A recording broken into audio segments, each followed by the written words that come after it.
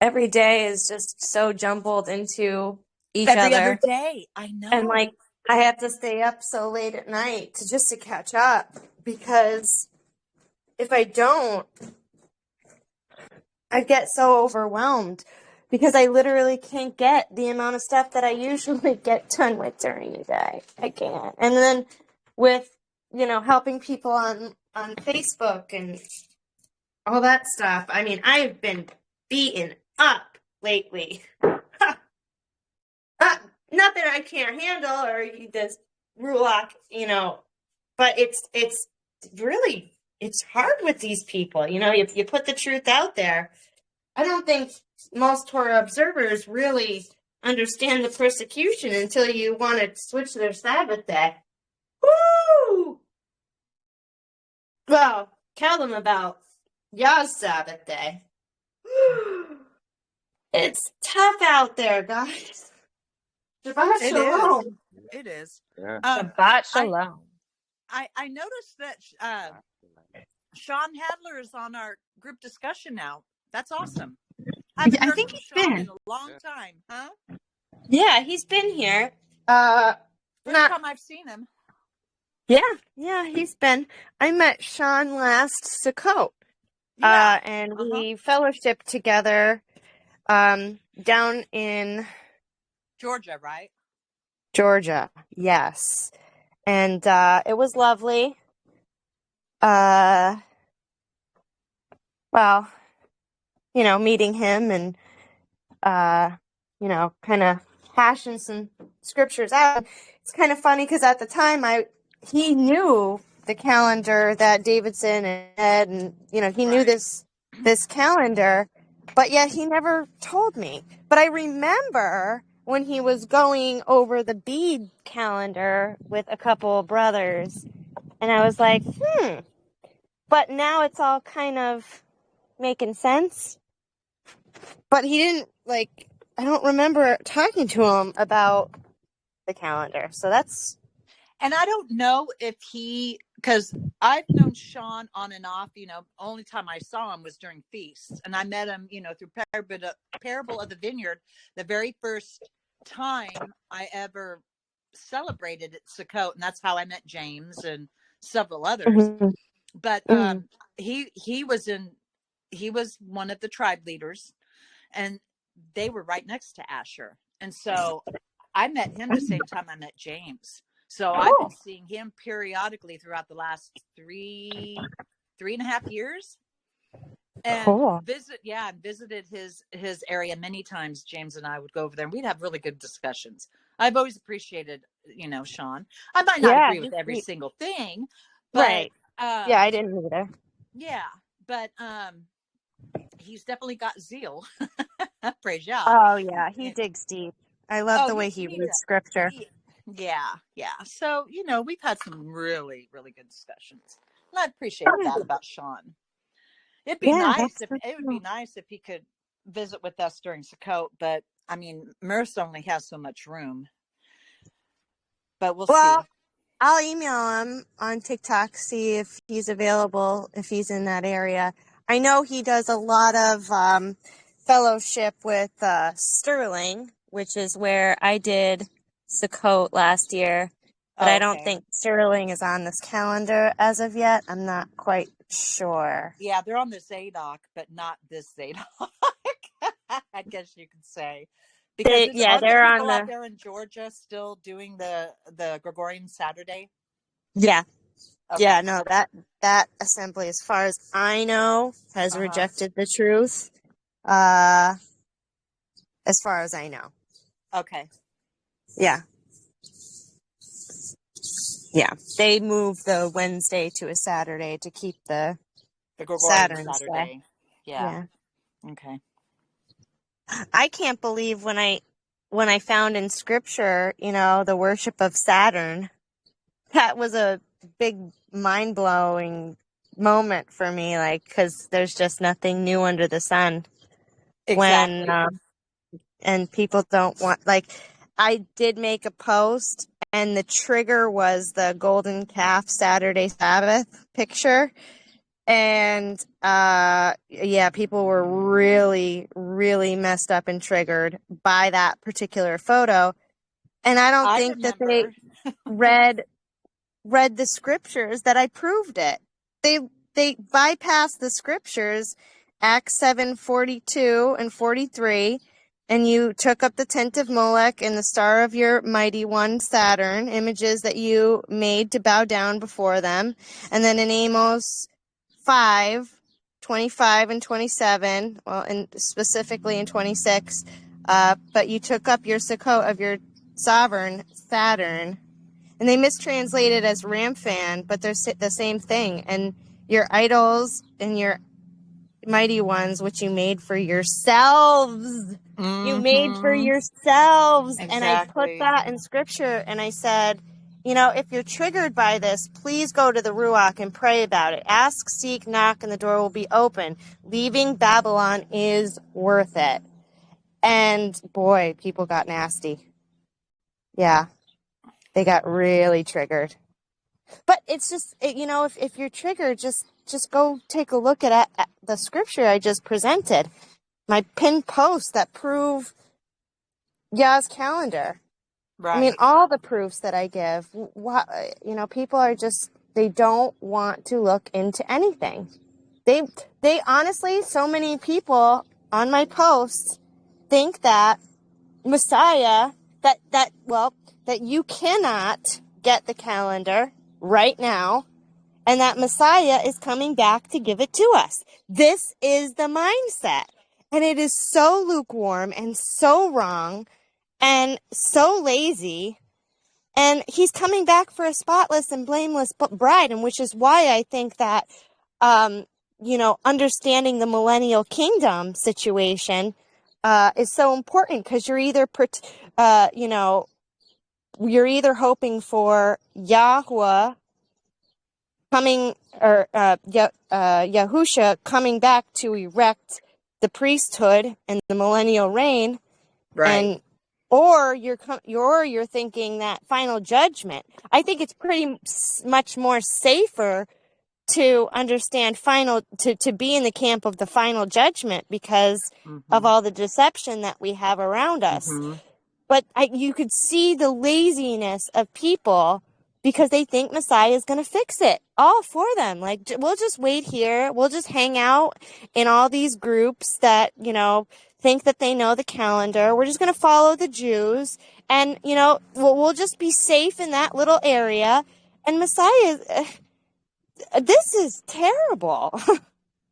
Why do we think that the Hasatan has gone to extreme measures, Right. to disguise where we are in the prophetic timeline? This really is important, because so many people are looking for the second coming of Messiah, when, oh man, it just, the more you look into it, the more the pieces of the puzzle are fitting, and more things are making sense, as in the era we're in right now. It's undeniable. Oh my goodness. Yeah, Yeah. truly. I really like what I think it was Sarah posted this. She said, you know, when truth threatens identity, the speaker becomes the enemy. But truth doesn't bow to comfort. It calls us to repentance. And she has Galatians 4:16, have I become your enemy for telling you the truth? Oh, True. I'm sorry. She shared this from the Winds of Change. And I think this is really important, because for us, upholding the truth of the calendar, you know, exposing tradition or anything that contradicts scripture makes people uncomfortable, especially when their identity is rooted in it. You know, when we're all comfy in our little congregations, and we don't want to make any kind of big moves that would divide us. And it's just fear of men. It's fear of the system, and it's wrong. And she edited to add, they start experiencing cognitive dissonance, which is extremely uncomfortable for many that feel that that this feeling will cause them to immediately reject what you're presenting. So not everyone will choose to push past this and see if they could be wrong, and most won't. You're not attacking people. You're questioning the systems, but many confuse the two. When someone doesn't have a solid answer, they often reach for labels to shut down the conversation. Examples are like bigot, hateful, judgmental, legalist, self-righteous, Pharisee, cultist, anti-Semitic, which is ridiculous, Oh yeah, they like to homophobic. quote that one a lot. Yeah. Conspiracy theorist, divisive. Oh my goodness. I can't count the amount of people saying that I'm the one being divisive because I'm bringing out the truth. Unloving, big one that I get all the time. Lacking grace, fear mongering. It's so funny how many times they want to twist, what I'm saying, that I'm condemning them to the lake of fire at this point. But I'm not. I understand that salvation is in the hands of Yahuah. I'm just literally showing them the truth. They're thinking that I'm condemning them to hell, and it's just bearing a false witness. It's not something that I do. I understand who holds the final judgment, but it's not wrong to point out the truth. So when Galatians 4:16, have I become your enemy because I tell you the truth? And I want to add here that Messiah said, you are going to be hated for my name's sake. Exactly. Your family is going to be hating you for his name's sake. You're going to get kicked out of congregations because of what you hold that I represent. I mean, people don't really understand it. Everyone thinks it should just be about acceptance and love and just dealing with everyone's individual. Out of Messiah's own mouth, he said, I come not to bring peace, but a sword. The sword of truth will divide. Yes. But they don't understand those. They really don't. It all has to make sense. And sometimes love is also a really harsh rebuke or a big, thick seed that you might not want to swallow. But guess what? I plant the seed. My job is not what the Ruach does. I can't open the minds. I can't open the hearts of anybody, but the Ruach can. My job is to plant the seeds of truth, whether you want to hear it or whether you don't, because guess what? I don't want anyone's blood on my hands. I never want to stand up on Judgment Day and say, I never said anything to this person, that person, I want my hands clean, and I also want to be a help for the sake of the gospel, which is repent and return, for the reign of heaven is coming. Judgment Day is coming at this point, because, the millennial reign, if that already happened, we're getting ready to get destroyed here. Either destroyed or be into the everlasting life part of things, So you're calling people to repentance and restoration, not rejection. I'm pointing people back to Yahusha's instructions. And he says that the Sabbath day is eternal. He says that the Sabbath day is his mark. It's the fourth commandment in the top 10, even though we have some people saying that it doesn't matter anymore because Messiah came out, mentioned 5 of the commands, left out 5 other ones, so we don't really need those because his laws changed. Get out of town. You completely misunderstood Messiah right there. I mean, come on. We cannot have this mindset that his Sabbaths and his feasts are done away with. It is ridiculous. It's how we know him.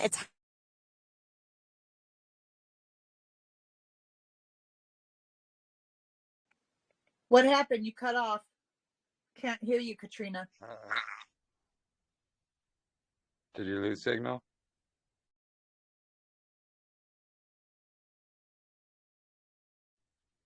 Well, she may have lost signal, or something. It looks like she's leaving and Oh, coming back on. There you here we go. go. Yeah. Appreciate it. So I'm sorry. My phone's probably getting overheated here. But yeah, it's freedom from the lies. His truth is freedom. Captivity is the enemy's Sabbath, enemy's feasts, Christian feasts,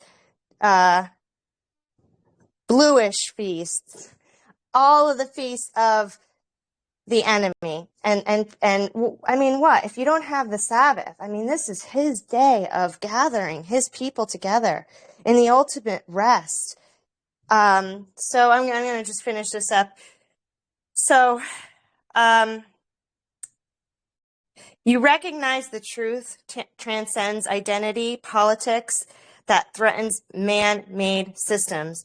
You are not alone. Yahusha, Stephen, Jeremiah, and Paul were all accused of blasphemy, hate, and rebellion when they confronted error and tradition, even while walking in love and obedience. Let this remind you, John 15:18, if the world hates you, keep in mind that it hated me first. Stay humble, stay teachable, stay firm, and let your heart remain tender, because people might misunderstand your motives like they do with me often, but Yahusha sees your loyalty to the truth, your dedication to it, your humbleness to him, and he will vindicate you in due time. Persevere to the end. Of course, I added a whole lot to it, but I like the way that that's written, because it's an encouragement, especially for our group, dealing with the things that we have to deal with every single day with the people who, love their tradition over what scriptures say. And I've been trying to be so patient, so loving, and so kind in the midst of it all. And I'm getting brutally attacked. Brutally. I mean, I sent out another comment from someone, and it was brutal. But you could see where these people's heads are. Their head is that still in that Christianity. Oh, Messiah's going to do it all for me. I've got to do nothing. They don't care to be on time for the feast. They don't have it in their heart to want to know his Sabbaths. They just want to play in the sandbox with everybody. It's not going to work out very well for them if they keep that mindset. And I'm going to be the bridge in the gap, coming out with all of the hard things, planting all the big seeds that people just might not be able to swallow, but I'm still going to do it because I love them, not because I think I know everything, but because it has seriously transformed my life to be free from Babylon more and more and more and more and more. And this is why this subject is truly salvational. Because if you just want to think that it's going to be handed over to you and you have to do no work and you do not have to test all things like scripture says, and if you think that it's going to be handed to you, you're part of the foolish virgin camp that is not going through the crushing and the refining. Because I could have gave up. I mean, I'm definitely, I've been getting hit. But it is truly worth it in the end when you put aside your flesh and say, this is not about me. It's about him. I don't care about what they do to me anymore. Just as much as Messiah didn't care what they did. And I could only imagine all that beating up on him, all of that torture that he probably that he went through, all of this, the slashings. I bet you he didn't feel a thing. Because when Yahuwah protects his people that are following his ways, he has shown me that the pain goes away when you're walking in the Spirit. And so just be encouraged, I think, with this. Boy, was this a little Oh, you're on fire. I didn't expect that stuff to come out, but needed to be said because it is war out there. It's war. It's brutal. And we have to help our brethren because time is short. End of rant. Absolutely. And there's too many people out there. They're saying, the law's done away with. We don't have to worry about it. Yeah. Just believe, and that's all you got to do. That's it. That's what they said. Oh yeah, we tried to walk in Torah. Then we discovered that we don't really need to keep Sabbaths, and we're good with that. We just need to love the Messiah's law, not the Old Testament. The Old Testament was for a time. To turn around and do that after you know the truth, whew, you're in danger. Hold on, I thought they were saying like only 6 of the commandments apply because that's what Yahusha mentioned. 5. Oh, 5 of them. Sorry. Yep, he only mentioned 5, so that's all we gotta do. Don't commit adultery, don't murder, don't steal. Forget about loving Yahuwah. Forget about not bearing his, taking his name in vain. Forget about the idols and forget about the Sabbaths. Don't worry about any of those, guys. We don't have to love Yahuwah the way he said. I feel like Yahusha was just saying that like he's like naming a few of them off, like He was. right. He 'Cause was he just said, naming a few of them off, like, you get the picture, right? Yeah, exactly. or maybe the ones that they needed to work on, Right. Yeah, it's really sad. It's really sad, and it's been a while since I had to address the community of the law deniers, and they want to separate the new covenant from the old covenant now. Yeah, And wasn't that like 2 years ago with Elena and whoever the other girl was? right, Right. Courtney, Courtney, yeah, and now that whole it's being sprung back up again. the whole thing is coming back up again. Okay. Yep, because now they're in the camp of you can celebrate Christmas and Easter. That's how far away they are. Yeah. That's what happens. That's Yep. what happens. Now you could do whatever you want. So Yep. it's really sad, but yeah, this is the stuff we're going through. These are the people that we're having to help at this time. And it seems as though, boy, she gets really long responses. I'm just wondering if she's just doing it through AI. Because there's no way Yeah. she'd come up with all that stuff in like a matter of minutes. It's kind of crazy. I think my friend Justin mentioned she's got to be going through AI for all this. Well, what if she's already long time ago gotten it together and she just copies and Maybe. pastes what she's written before?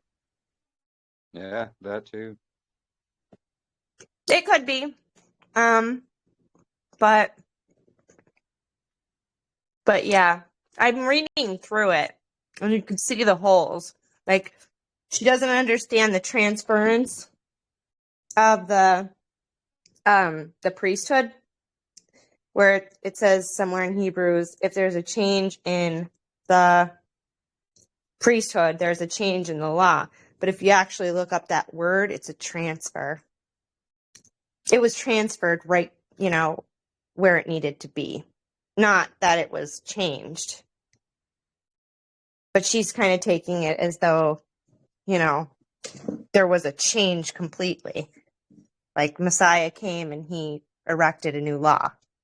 Yeah, she thinks there's an old covenant and a new covenant.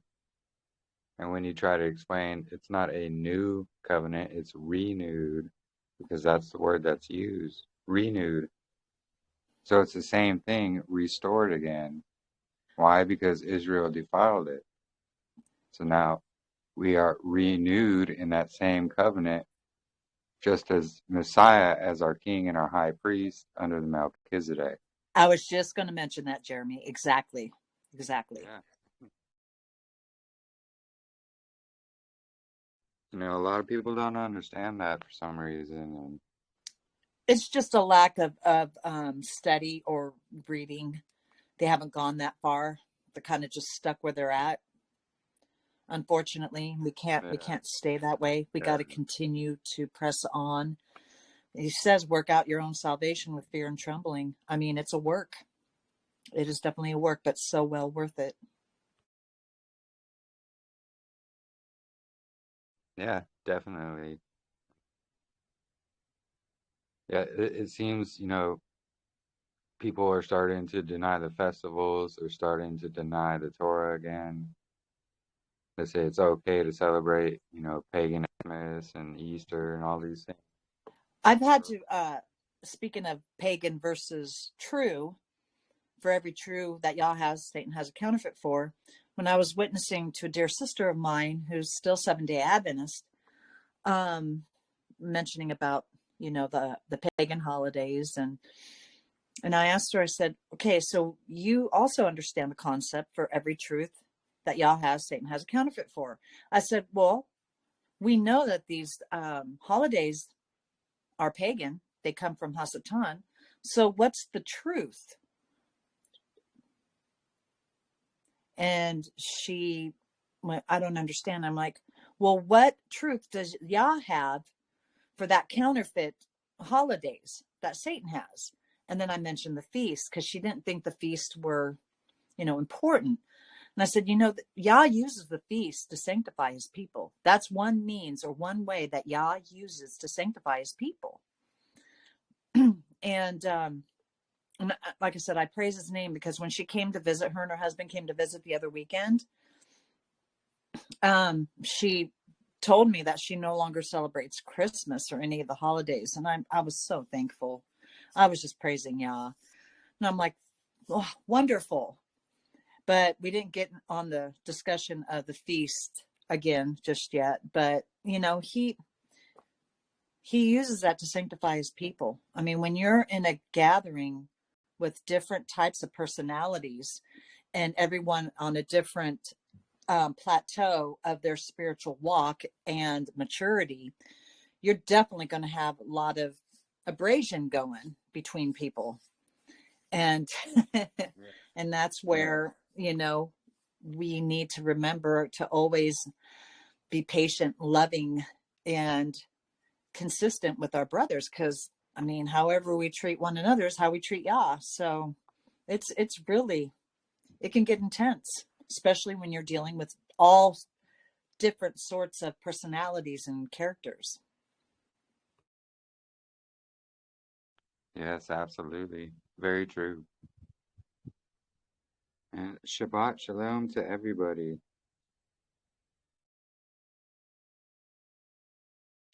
Shabbat Shalom. Yeah, everybody. Shabbat Shalom. We are here. Shabbat Shalom. What presentation is it? Shabbat Shalom. Yay! It's Shalom. Shabbat Shalom, brother. It's our 31st fellowship together. Wow. 31. Shabbat Shalom. Mm-hmm. Yeah, amazing. Praise Yah. That's so cool. So yeah, I was gonna go over the calendar, but not too many new people are here at the moment. Who's got something? Who's got something to bring to the table? Consider who read through the scriptures and found something pertinent to the calendar. Someone has. Someone's got it in here. I can feel it.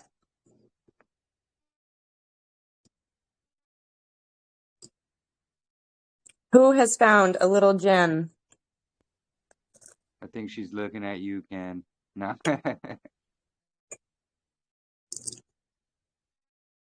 Or if anybody has any questions, observations, anything.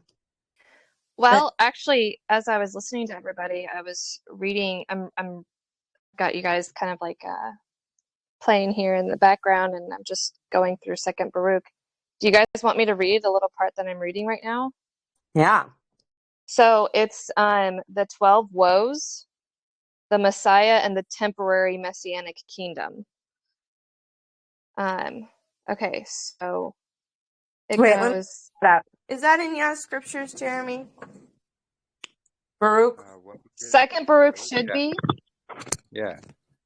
Is it? Second Baruch, I mean, that doesn't call it Second Baruch in the Yah scriptures, but it is so small and there's not much meat in there. It's not the actual apocalypse of a Baruch. And so I had to actually buy it on Amazon.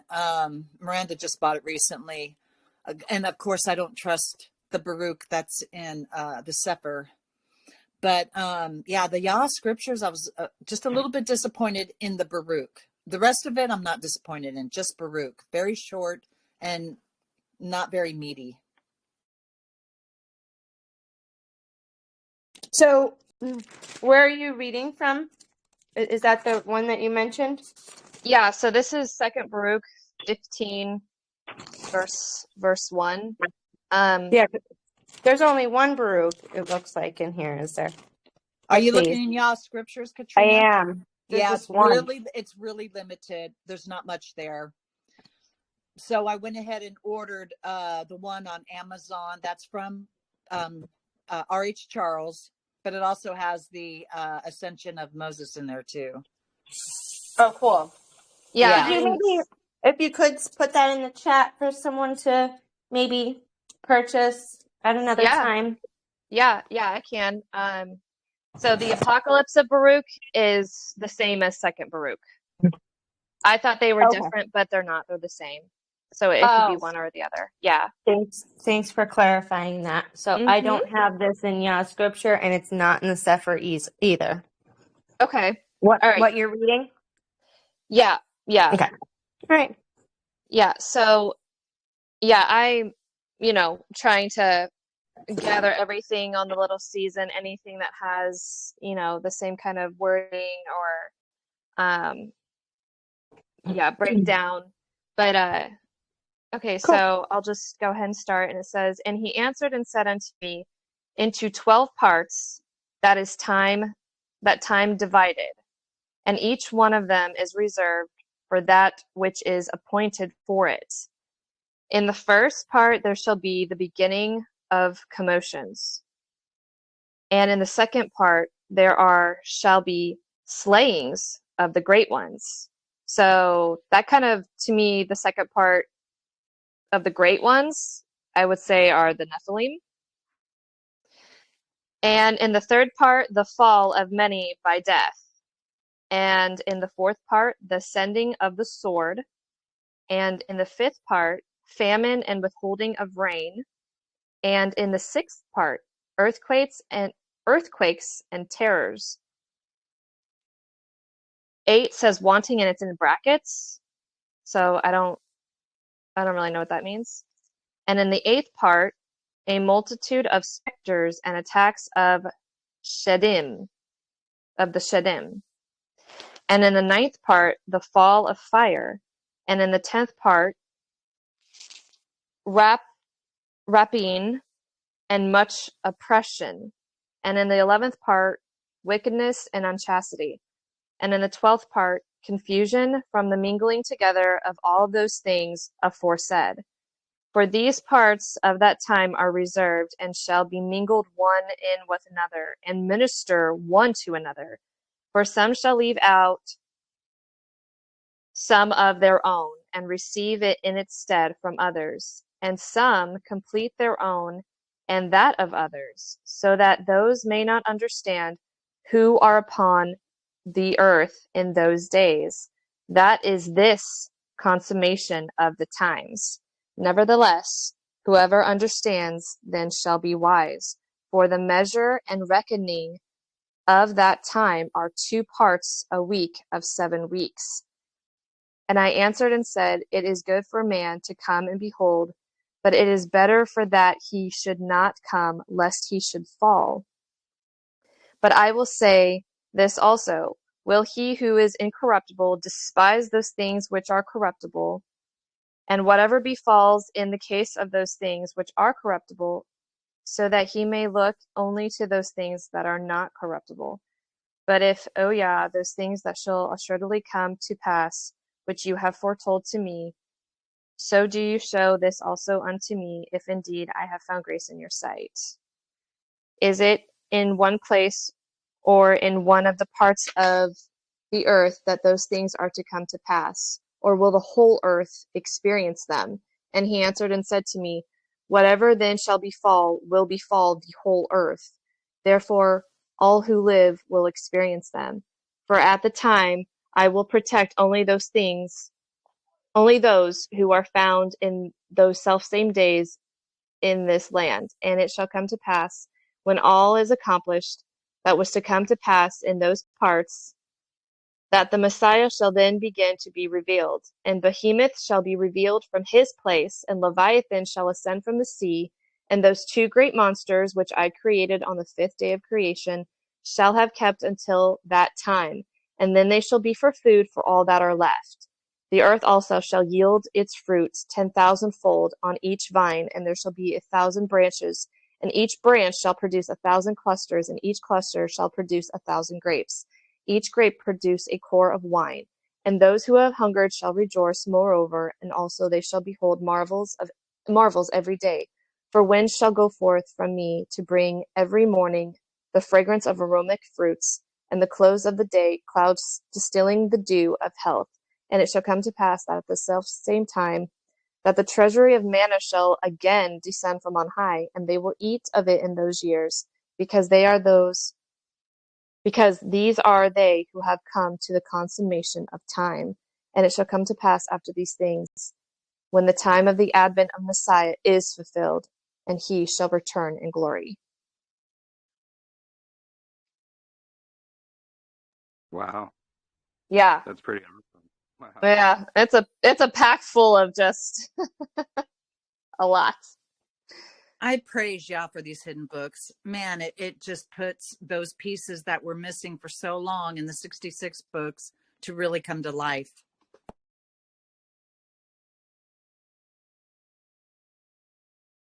Yeah, it truly does.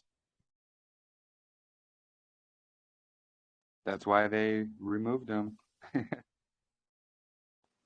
Because it definitely points us to the very last generation before all sin and death is finally destroyed. I mean, goodness, it's Yeah. absolutely amazing. Yeah, but again, we see the dividing of times and the numbering of times either being 7 or 12, or there's 10, or all the different descriptions of time being divided up is, it's not just 7, it's 9, or it's 10, or it's 12. So it's very interesting. There's 4 as well. Right, 4.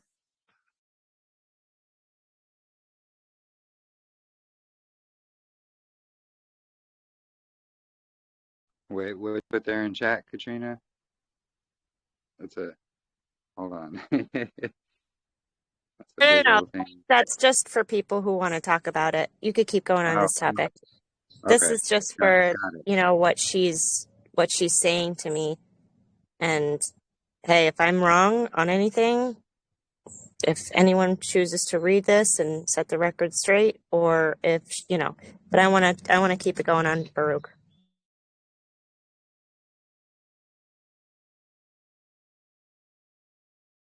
Yeah. Baruch is really amazing. It's interesting. Yeah, I put the book picture in the chat, and yeah, there's I just started reading Baruch a couple weeks ago. It's when I got the book, and there's a lot in here. It's It's a lot like Jubilees. It's a lot like Esdras. It's not something that you're just going to be able to read through super quick. But I mean, there's already a lot that I have underlined and highlighted, but there's lots of visions that he gets, and it has a lot of the same wording as Esdras. And there's a lot of talk of consummation of ages, the beginning of the day of judgment, the changing of times and seasons, how it hastens, and how it has how it's quicker than previous days were before it. And this is right after the First Temple period, is when he's lamenting all this. So again, it gives us a timeline of him seeing all of this even then, and how far are we between then and now? Like how much time has even hastened, from here on. Yeah. No, it's very interesting. And I think it was the apocalypse of Elijah. I think Ambassadors of Yahuah was reading the other day. And it was reading just like the Dead Sea Scrolls, the community rule and Damascus document. What apocalypse? It was it's called the Writings of Eliyahu in Yah Scriptures. Okay, But I'm gonna put that on my list. yeah, it's the Apocalypse of Elijah is what it's called. Apocalypse of Elijah. Okay. But it reads just like the community rule and Damascus document, about the set apart meal, being part of the community, things all like just like the community rule. And I was like, wow, I didn't realize how, similar they read. And, that's where all that comes from, really. It was just really amazing. And, reading Baruch kind of reminded me of that as well, because it's another removed book. And they remove them for reasons, and it's to hide these facts, Which book was that again, Jeremy, that you were just mentioning? In Yah Scriptures, it's the writings of Eliyahu. Oh, yeah. Okay. Thanks. Yeah. But it's the Apocalypse of Elijah. But apocalypse really just means writings. Are they available online? I'm sure they are. I'm sure it's Yeah, something. Amazon should have it available. If you're looking for Apocalypse of Elijah, I'm gonna have to look for that one too, probably tomorrow. But if you're looking for Second Baruch, if you type that in on Amazon, it will not pull up. So then I was like really frustrated. So I started reading from the Sefer, and because I'm so leery of the Sefer and its translation, it literally said, though, it helped me because it said Second Baruch, also known as the Apocalypse of Baruch. And so I was like, oh, so then you type in the Apocalypse of Baruch on Amazon and it'll pull up then. But it won't pull up Second Baruch for whatever reason. I don't know why. Yeah, and that's what happened when I was looking for the writings of Eliyahu. I put in the writings of Elijah and all that, and nothing came up. And then I put Apocalypse, and there it was. That's so irritating, but it's all in the wording, right? Yeah, Um, exactly. but yeah, and there is an R.H. Charles version available. So I still think that that's the closest translation that we can all get. Yeah, exactly. No, really fascinating. And it brings up that little season as well, the times in that little season. Because it is something that's going to happen in scriptures. And, we see these events playing out in scriptures, like, Messiah speaking to that generation and so forth. So it's something that's definitely going to happen.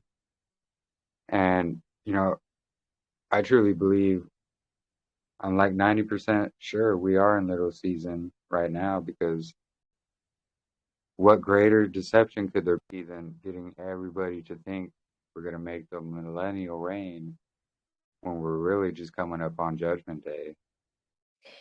Yeah, and I was talking to my mom this morning, right, about all that. And I was telling her, that, I was thinking in the book of Jubilees, and I can't remember what chapter or verse yet, so forgive me.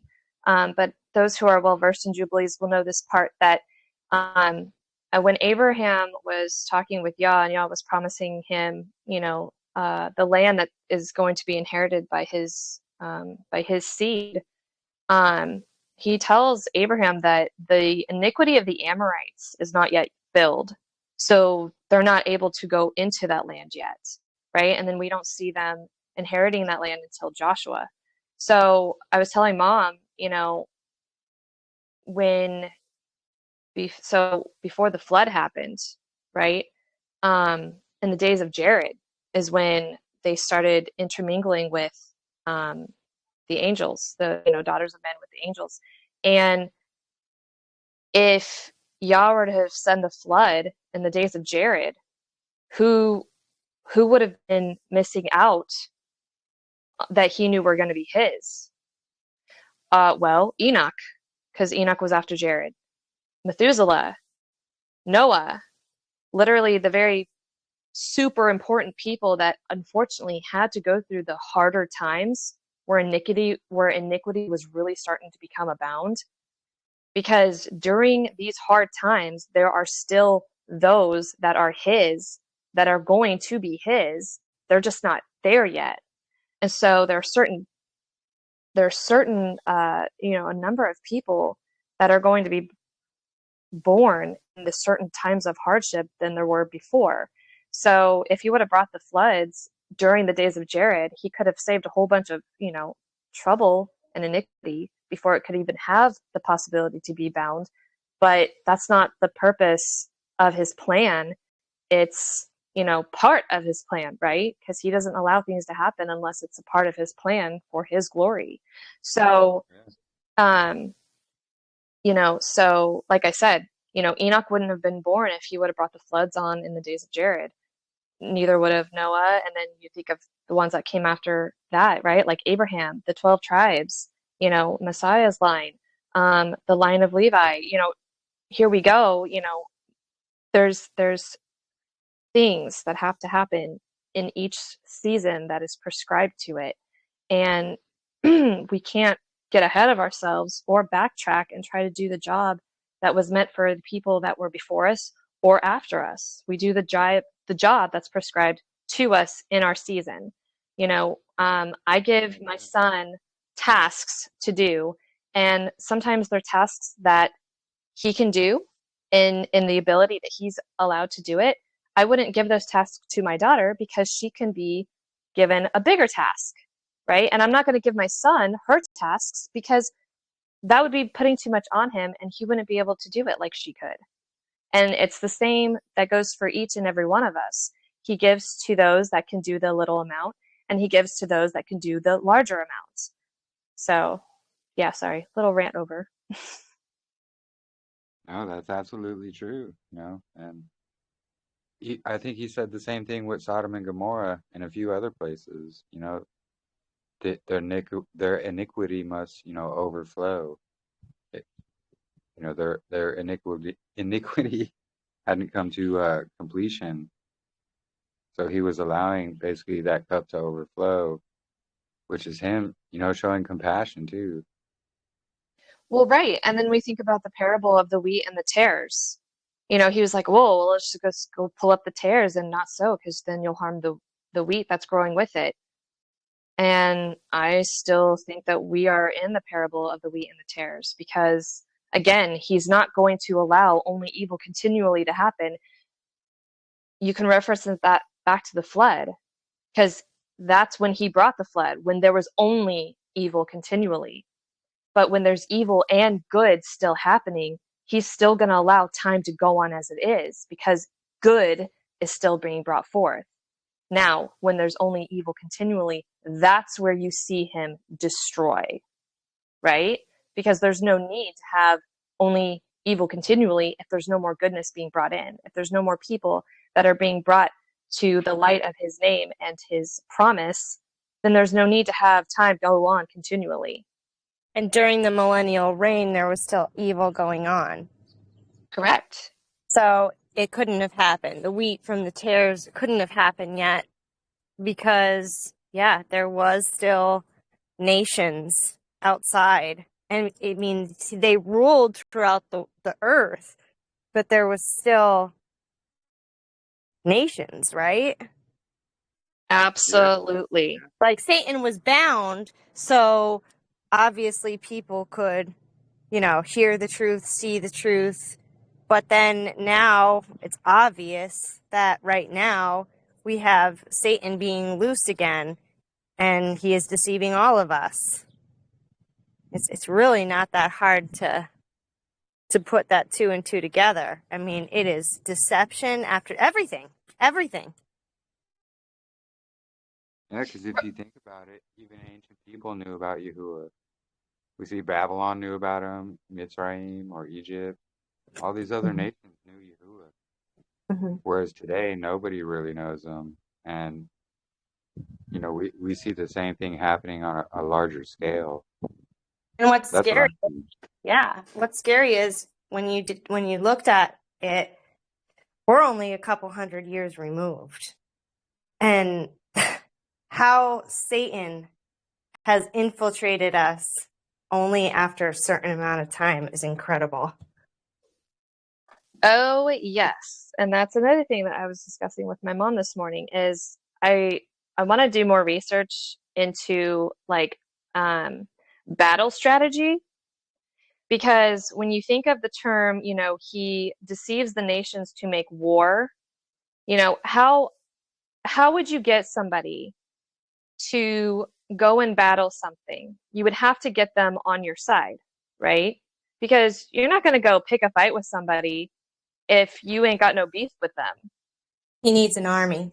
He needs an army. And how do you make an army? You recruit people. How do you recruit people? You have to have the same sort of goal, mindset, way of thinking, convictions, whatever it is that you both agree with, you're going to be on that team. Or else if you don't, you're not. So if he's able to go out and deceive, if he's able to go out and deceive all the nations, that's not something that can happen overnight. He does have to have a little bit of time. He has to do it through indoctrination. He has to do it through religion. He has to do it through whatever it is that drives people to even make war. What are people passionate about? And there you have that driven ability to make war with something that threatens whatever it is that you're passionate about. So he will get you wherever he can, whether, again, it's through religion, whether it's through politics, whether it's through, a big one is religion. And that's Healthcare. Healthcare, but he has to indoctrinate you first, Right. to And get that's you on through his all the veins of society is how he Yeah. does his indoctrination. Everything that constitute us living, whatever that might be, in every vein, it's indoctrination. It's deception. Yeah. So that's how he is able to make war with the camp. He has to completely strip you of your identity, of the truth of who you are in Yah, and get you on his side. And it has to have an allotted amount of time, because you can't do it too quickly, because then you would see the deception. So it has to be over a small basis amount of time throughout, how long does it take to control the world? I mean, we see what? I mean, we came to the truth about flat Earth not that long ago, and it hasn't been super popular till about like maybe 10 years ago. And you see the public school system starting to teach it in the early 1900s. So there you have a strip of identity ripped away from you with just that alone. And that's just that alone. You know, we see it in everything else. So it really doesn't take that long to indoctrinate a generation, because the next generation after that is going to continue on that indoctrination. And I told my mom, you know, basically when he got loosened, yeah, he was scrambling around trying to reclaim, you know, everything that he had lost during that 1,000 years. And I feel like he's kind of almost metaphorically like sitting back now. Well, he's the Because, prince power of the air. And right. look at what controls the masses at this point. It's the television, it's the music. And so we see he has his whole grasp. What is the most lucrative you know, job out there is being a movie star. You know, oh, be a movie star, you know. You get paid a lot of money, and then, you know, you find out about, you know, certain things and how he wants these songs to come out and the frequency that he wants them to come out and what's being said and the word curses in them and all these shows that are telling you how to behave and be in fear, and he's controlling everything. To say that we are not in that season of deception, you have to just lie to yourself. And I'm so sorry, but I want to read off a couple. Miranda, were you done? Oh, yeah, I I'm was done. just kind of piggybacking Nope, because I nope, really, you're really fine. want to read these verses that just made it sealed for me, completely sealed off. Matthew 24, verily, I say to you, this generation shall not pass till all these things be fulfilled. This generation, he's speaking to that generation, will not pass until all these things be fulfilled. Denial requires redefining generation to mean centuries or future races of people, not 2,000 years later. Matthew 10:23. You will have not gone through all the towns of Yasharel before the Son of Man comes. Before the Son of Man comes. Denial implies he lied or failed to return when he said he would. Matthew 16. There will be some standing here which shall not taste of death until they see the Son of Man coming in his kingdom. He directly tells the disciples some will still be alive when he comes. Mark 9:1. There are some standing here that will not taste death until they see the kingdom of Yahuah come with power. Kingdom, power, or the coming. It's all tied together in their lifetime, not 2,000 years later. Mark 13:30, this generation shall not pass until all these things be done. It echoes Matthew 24, the destruction of the temple and his return included. Luke, and he took back the priesthood.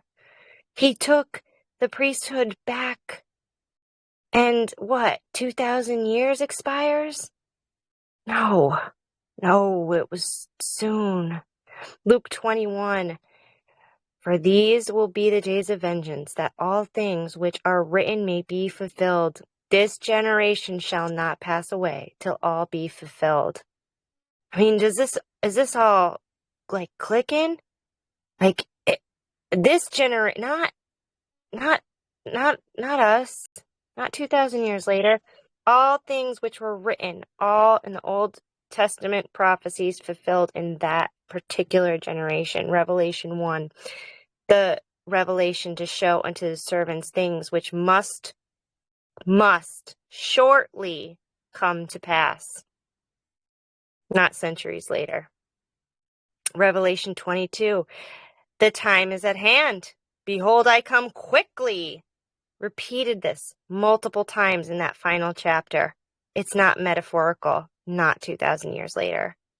Hebrews 10:37. For yet a very little while, and he who is coming will come and will not delay. Written to the first century believers awaiting the imminent return. James 5:8-9. The coming of Yahuwah is at hand. Behold, the judge stands at the door.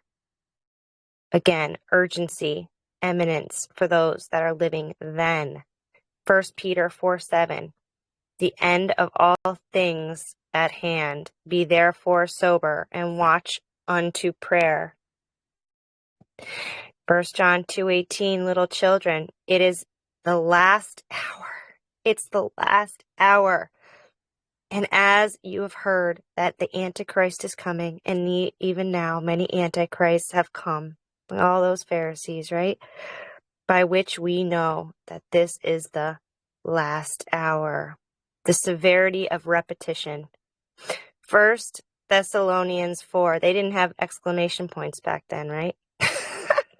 1 Thessalonians 4. We who are alive and remain until the coming of the Lord here. Paul expected some of them to remain alive at his return. 1 Corinthians 7. The time is short, for the fashion of the world is passing away. The time is short. Paul's urgency there again was based on imminent expectation. 1 Corinthians 10. Now all these things happened to them as examples, and they were written for our admonition, on whom the ends of the ages have come. 1 Corinthians 15. We shall not all sleep, but we shall all be changed. Some would still be alive when the resurrection occurred. Acts 2:16-20. Peter says Joel's prophecy, the sun darkened, the moon turned to blood, was being fulfilled then at Pentecost. That included the great and terrible day of the Lord. Matthew 23. That upon you may come all the righteous blood. Very I say unto you, all the things shall come upon this generation. Judgment was specifically pronounced on them, the scribes, Pharisees, and leaders alive at that time. Hallelujah! For everything they put that priesthood through, for everything they did to silence the truth, for everything they changed with the calendar, with the day, with the everything they changed. Judgment specifically pronounced to them that were alive at that time. Hallelujah. Hallelujah. Hallelujah. If you don't feel that, whew. I Go can I ahead. ask two questions? Mm-hmm. The first question is, when do you believe Satan was released? That's the first question. The second question I have, and I'm not doubting the little season, I'm just trying to get some sort of clarity with a few things. Yeah, please ask questions. Yes. The second question would be, my understanding is that the 66-book canon was put together 300 years after Jerusalem fell. If that's the fact, if that's the case, then it was put together during the millennium reign. So, Katrina, did you want to answer that? Okay, Take that. so this is my understanding, okay? The 66 books together were put together by the Council of Nicaea, right? They're the ones that determined what made it into scripture and what didn't. Well, Esdras himself said that him and a whole bunch of other people in the field, led by the Spirit, wrote 206 or 4 books. And mind you, that was about 500 years before Messiah. Okay, so that's 204 writings that we have no knowledge of. And I don't have Esdras brought out right here in front of me right now, but it says that, oh gosh, 105 of them was for the good, or the worthy and unworthy to read, right? And then there were 70 that were for specifically kept back for just the wise, all right? So there we have 204, and that was before the Gospels, that was before the letters, that was before Revelation. So that's not even including that sect of scripture. All right. So the Council of Nicaea, in my opinion, when it gives a date that they were, quote unquote, put together, is false. Because to me, it sets up the false narrative of the box of the 66 books that we are given and is pushed into all sects of religions today. So, that's what I'm saying, like with the timeline, with the calendar, with everything, it's a lot of taking apart and putting it back together that we're kind of now scrambling to do. And they do a very good job in making it seem like it's so far away from us when I don't believe it's that far. But I believe that the timeline of Hasatan being released could have happened between 1582 and 1776, because we see the Gregorian calendar changing from the Julian to Gregorian in 1582. Coincidentally, right at the time of the Feast of Tabernacles, which is what the millennial reign was expected for all nations to go and celebrate. And then in 1776, we have the Declaration of Independence of Freedom. Freedom from what? Freedom from the millennial reign of Yah's law? I don't know. But we see, freedom. We see the Statue of Liberty, which is actually, a depiction of Hasatan being released. So really we can try to pinpoint it down, but the timeline has been so misconstrued. I know that's not a direct answer. It's the best one I can give because it's the one that we are, now seeing and kind of deducting from. I hope I answered that as best I could for you, but it's really hard to pinpoint when. But yeah, the Council of Nicaea, I don't really believe that dating. What does anybody else think in here about that? Well, yeah, and that's the thing. They altered the timeline, so that date could be incorrect, but it did happen, of course, after Messiah's death. But did that happen, when Satan was released again after that 1,000-year millennial reign?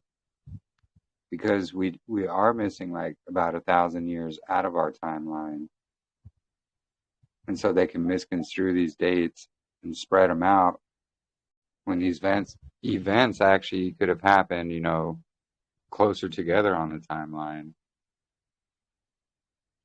And thinking about it, all these buildings, these Tartarian buildings as they're called, they only have a history of about 200 years. We can only trace our lineage back about 200 years. There's evidence that our forests all across the earth are only about 200 years old. There's just all these things it doesn't go much past 200 years, and that's the thing. Yeah, and sorry, Oh, go ahead. No, go ahead. No, and another thing, if we think about DC, okay, so DC is in Maryland, right? Washington, DC. Yeah, I believe so. Yeah. Yeah, so it's in Maryland, all right. And the District of Columbia, they are under a whole different set of their own rules outside of the Constitution, okay? And yet that's where our president is. He's the one that, is supposed to be helping America, but yet he follows a different sect of rules that have nothing to do with the Constitution. That seems odd, right? So then you look to see, well, why is it called the District of Columbia? And then you look toward the Vatican, and they are under the same different sect of rules. It's like they are their own nation and they work together in that same thing, but it's outside of what everybody else has to follow. Okay. And then what's really interesting too is the Vatican, the pillars that are right outside the Vatican there has a obelisk that's from Egypt. That is a clock. That is a clock. The sundial. It's a sundial. And then you have Washington, D.C., which coincidentally also has a what's it called? The Obelisk. obelisk. Thank you, Mom. And it's pointing right at the thing. What I'm saying is these sects literally are showing you in plain sight that they control time as it is. And they are under their own rulership. Do as I say, but not as I do, kind of thing. So they follow by their own rules and make different rules for us. And yet we agree with everything that they say. So they give us our calendar, they give us our days of the week, they give us our laws, yet they don't follow under the same ones. So it really is delegating every single thing and why they do it the way they do it. And it is really hard to pinpoint a certain time. And that's, that's what I know everybody that is trying to grab scripture to point to everybody else that, hey, this is something that does need to be questioned, because even if we aren't in it now, would you say it's scriptural that the little season is real? Because it's not a doctrine of devils. If we're not going through it now, somebody is going to be going through it. And, there's people that say, well, the third coming isn't in scripture. Then, okay, so if the second coming hasn't happened, is it scriptural that there is a third coming? Is it scriptural that there is going to be a little season? It is. So why is it a doctrine of devils? It's going to happen. And if it's going to happen, that means that there's still time allotted even in the little season, that there's going to be those that are going to be written in the book of life, or else there would be no need for it. Just like before the flood, there was an allotted amount of time where there was going to be evilness that was going to be abound, but yet he still allowed time to happen because there was going to be people born in that time. It's the same thing with the little season, just on a big, massive scale of deception, a big, massive scale of deception, which we do see. The point that I was trying to raise and trying to get people to think about here was, okay, we don't know when Satan was released, but there's a good chance that people would know that they would be in the Millennium Kingdom, a good chance that they could see all the goodness around, the healing and etc., etc. But there's still a group of people that forged together a book to try and set up these dark secret societies, etc., etc., while all this goodness was going on. I was trying to more change the thought that the Millennium Kingdom reign was a reign of peace throughout the world. I believe that there was an opportunity to see this, but I also believe that there was darker and still sinister sort of man-made or maybe Babylonian ways still moving through the communities as such, if you know what I mean. Absolutely, yeah. And yes, it was a time of peace and it was a time of healing. And those that listened to the instructions of the saints that were reigning got to be part of the blessings of the promise of, if you obeyed, if you listened, if you came to the Feast of Tabernacles. We were still, sin was not eradicated during the millennial reign. It's kind of like back to Eden, where you had the choice to either obey or not. and the adversary was just removed so that you had no one to blame but your own self. And there were lots of nations that did not go and partake in the Feast of Tabernacles. And is it Ezekiel? In Ezekiel, it said that those lands that didn't received famine. So there was a lot of peace and a lot of truth that got spread to all sorts of all the land. But there were those that, did not want to be of any part of it. And I believe those people, once the millennial reign was over, they came, out of wherever they were hiding. And I think those are the ones that helped kind of reset. Again, that's just kind of like my diagnosis of the probability of what happened. Because how else would you know to reset something if you weren't aware of how it was set in the first place, kind of thing. So, yeah. Yeah. And that's the thing too, is, there were all these nations in the millennial reign, and there were the ones that weren't going to, like Sukkot and things like that. And yeah, they received the famine, which is why I think we see a lot of desert areas today that like used to be tropical and things like that, is what they say. It's because they probably didn't go to Sukkot at the appointed time. And then, the adversary was taken out of the equation. So, yeah, that was a good analogy, the Adam and Eve, in the garden again. We were given the choice. Like, you either follow these commands or you don't, and there's consequences. And so when Satan was released again, that's when he wanted to gather everything he had going before. The same things going on, the same beast system, Rome coming again. And it's interesting how they give that, it's like a 1200 year between the fall of Rome and the rise of Rome, because that will give the millennial reign time to happen for that 1,000 years.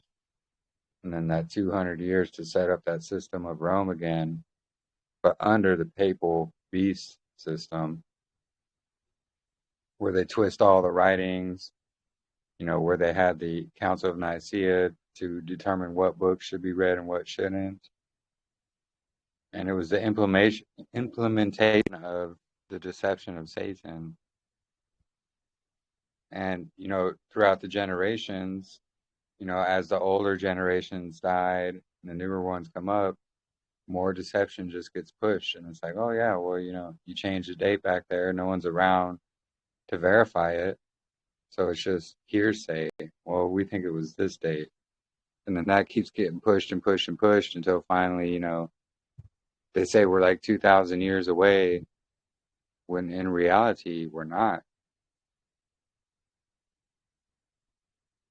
And it just makes so much sense because, what greater deception is there than to get people thinking they're going to make millennial reign and have these high hopes, and then, people's hopes getting destroyed because, we didn't make the millennial kingdom. What's that mean? Well, that's part of the deception too, to make people quit and think, oh, what's the point? Well, the point is we still have a shot at making eternal life in that kingdom and becoming part of the other nations in that kingdom during Judgment Day. Like, if we follow the Torah, we uphold the Torah, we do the best we can, we get judged properly, and we still have a shot at making the eternal kingdom. And that's all. That's the only difference. Right. Really. And the question I've asked kind of like myself is, if we're all waiting for the second coming, what did Yahusha say? He said, as the sun rises in the east and sets in the west, so will be the coming of the Son of Man. And that's what he was telling his disciples. So if that was the second coming, if New Jerusalem, or the land of, well, I don't like to say Jesus, but that's what, Madeline has discovered, at that Bering Strait, if anybody has watched that study. So that's in the north. Well, north and east are different directions. North is middle and east is, well, east, that's right. The right part of this realm. And so my question is if everybody is expecting him to come in the east and go west, like he said, but that's already happened. So now we're going to be seeing New Jerusalem maybe coming down in the north and not the east anymore. Is that something that could catch people? Is that something that they think, oh, that's the false Messiah, that's the Antichrist? We need to make war with that because he said he was coming from the east and going to the west, not the middle. Do you know what I mean? Like, I don't know if that makes a difference, and I don't know if that's going to be something that's going to be tripping people up. But if we can have an open mind that maybe we are in a little season, and maybe he's not coming from the east anymore, maybe he's coming from the middle of this realm because that's where he's established the camp of the saints, then that could lead a lot of people astray to make war with the camp, if that makes sense. Does that register with any? Oh, Exactly. yeah. Exactly. And Yeah. that's why Yeah. they push the alien agenda. Oh, look, it's this alien mothership coming to attack. Exactly. That. And so That's why yeah, it's important to know where we are on the timeline. It is very important. and that land of Yahusha is what I'm calling it. It makes perfect sense because there's that 3-hour missing time gap. That's where the international gate line splits in two and like surrounds that 1,500 square mile thing, and it's right there to the side of the north basically. And so when it starts moving into position, it's probably going to cross through the north to go to Israel right there. That's where Israel is going to be cleansed with fire, things like that, because the land has to be cleansed for the Holy of Holies, which is New Jerusalem, to come and sit down on it. Hey, real quick. Sumi had a question. Sumi, you're asking about, we just read that Rebecca's blessing Jacob, but how is she here at Jacob being 6 years old and she passed when Isaac took him to sacrifice with the hubby? Yeah, I got it. I figured it out. Sorry. Oh, okay.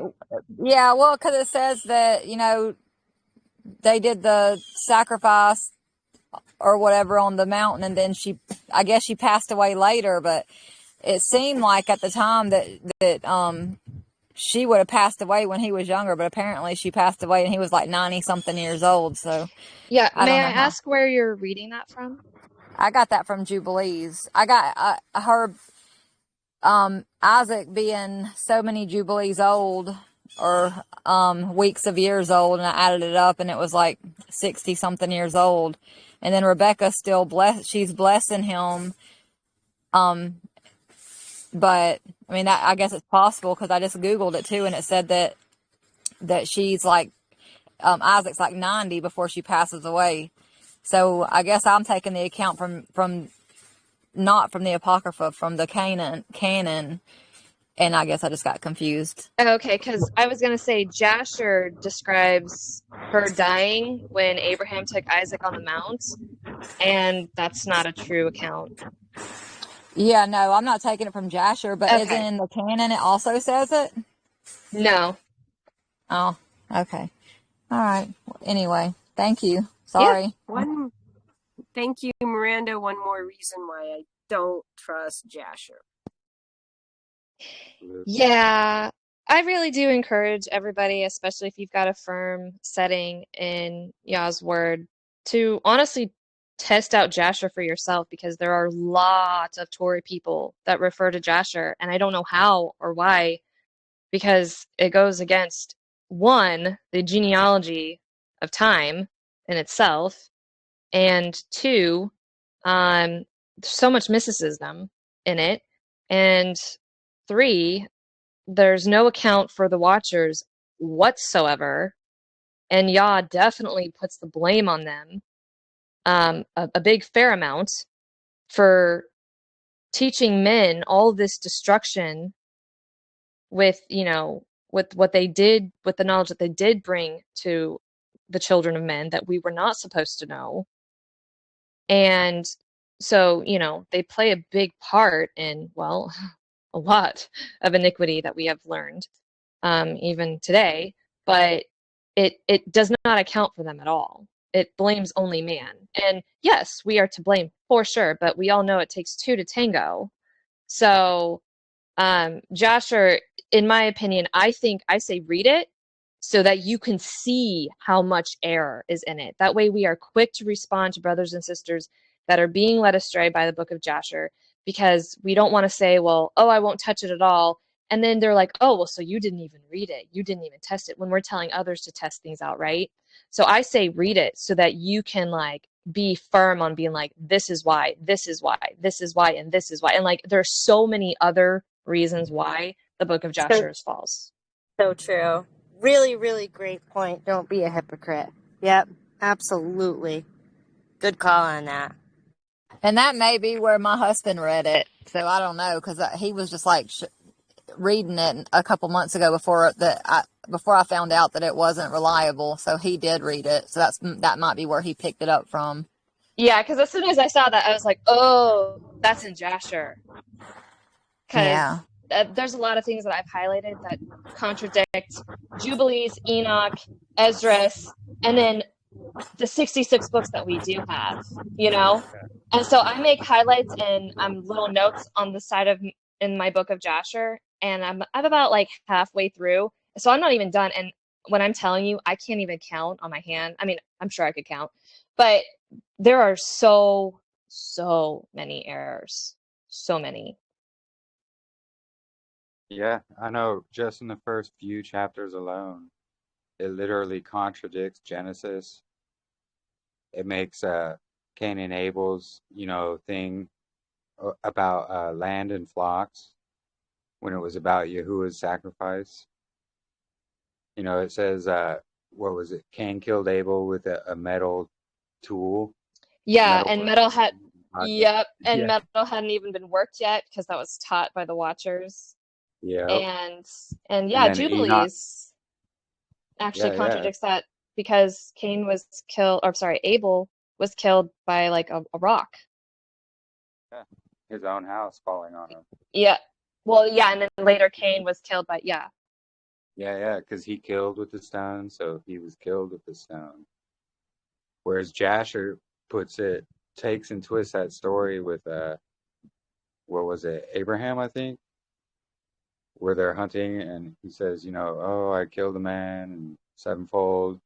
Well, that's not about Cain. That's about, he got into a tuffle with some people out there, and one of them accidentally died. But they take that and they twist it, and they make it about Cain. And therefore making Yahuwah, a liar. Because he said, whoever kills Cain, there's repercussions for that. And then in Jasher, he didn't get repercussions for killing Cain. So that's right. It's literally making Yahuwah a liar. Yeah. Yeah. Yeah, and then it says that Esau was the one that killed Nimrod and cut his body to 13 pieces. And the only piece that they couldn't find was the groin. And there you start to see, the occult symbolism that is used even today in the book of Jasher itself. And then later on, when it goes through the story of Moses, to be deemed right by the king to interpret the dream, had to be able to get to the level of steps. There you have masonry to even be, okay in the Pharaoh's eyes to even interpret the dream. He had to go to these certain steps. And so there you see the pure and blatant disregard of, Yah's gift given to Joseph to be able to interpret dreams and inspire Pharaoh to make Joseph his second, right?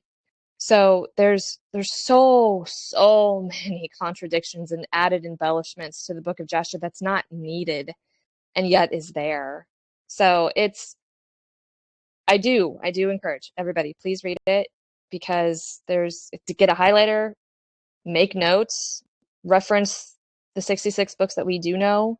Reference Jubilees is a really good one to reference it with because it also shows Abraham being taught by Noah in Jasher.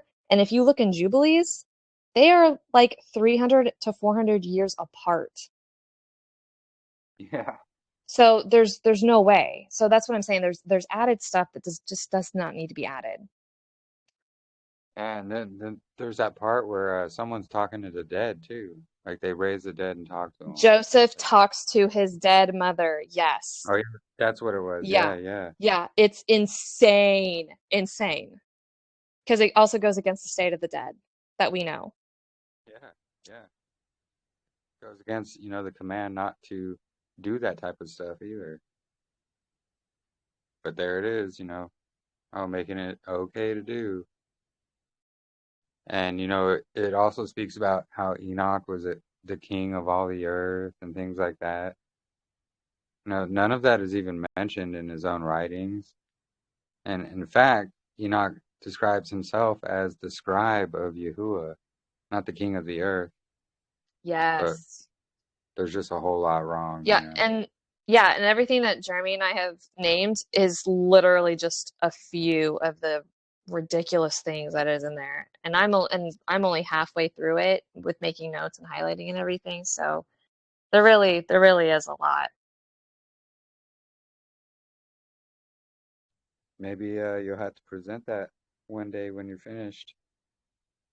Just kind of go over a quick summary of all the errors if you want. Yeah, I don't mind. Yeah, and if you guys are wanting one now, the God Culture did a pretty good breakdown of it too. Yeah, they did as well. That's right.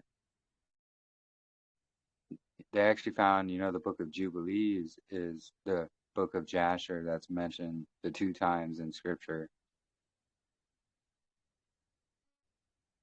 Yeah, and I almost wondered too, and I know I've said this before, but again, with the deception that we know that we go through today, and with how powerful the Book of Jubilees is, I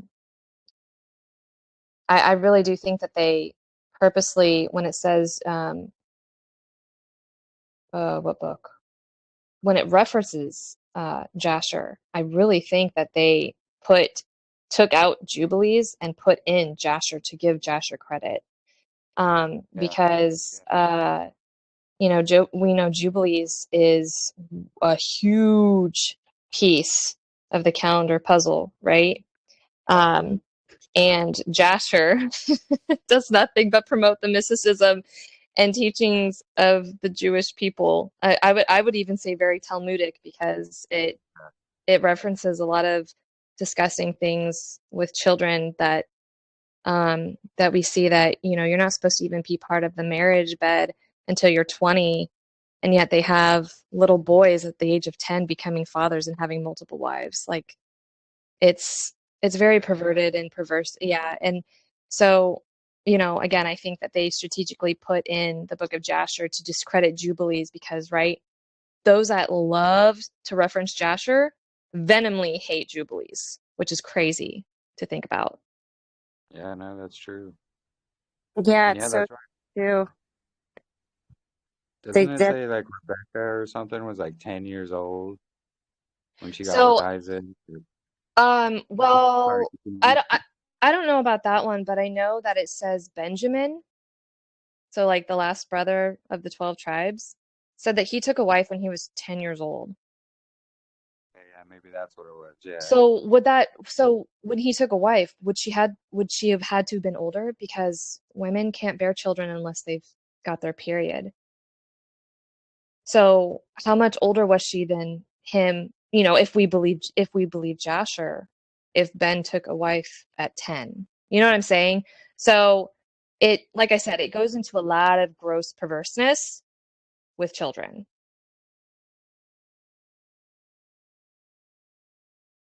Go ahead, Katrina. Sorry, I didn't mean to cut you off there. Oh no. What was it about? Oh, that the people who absolutely love Jasher, like Adam Finkelstein, and mock Jubilees. Very, very, very, very not good. Yeah, way too many discrepancies. I'm so shocked that people aren't seeing that. It's true. And they want to sit and call out Jubilees and, oh, there's all these contradictions.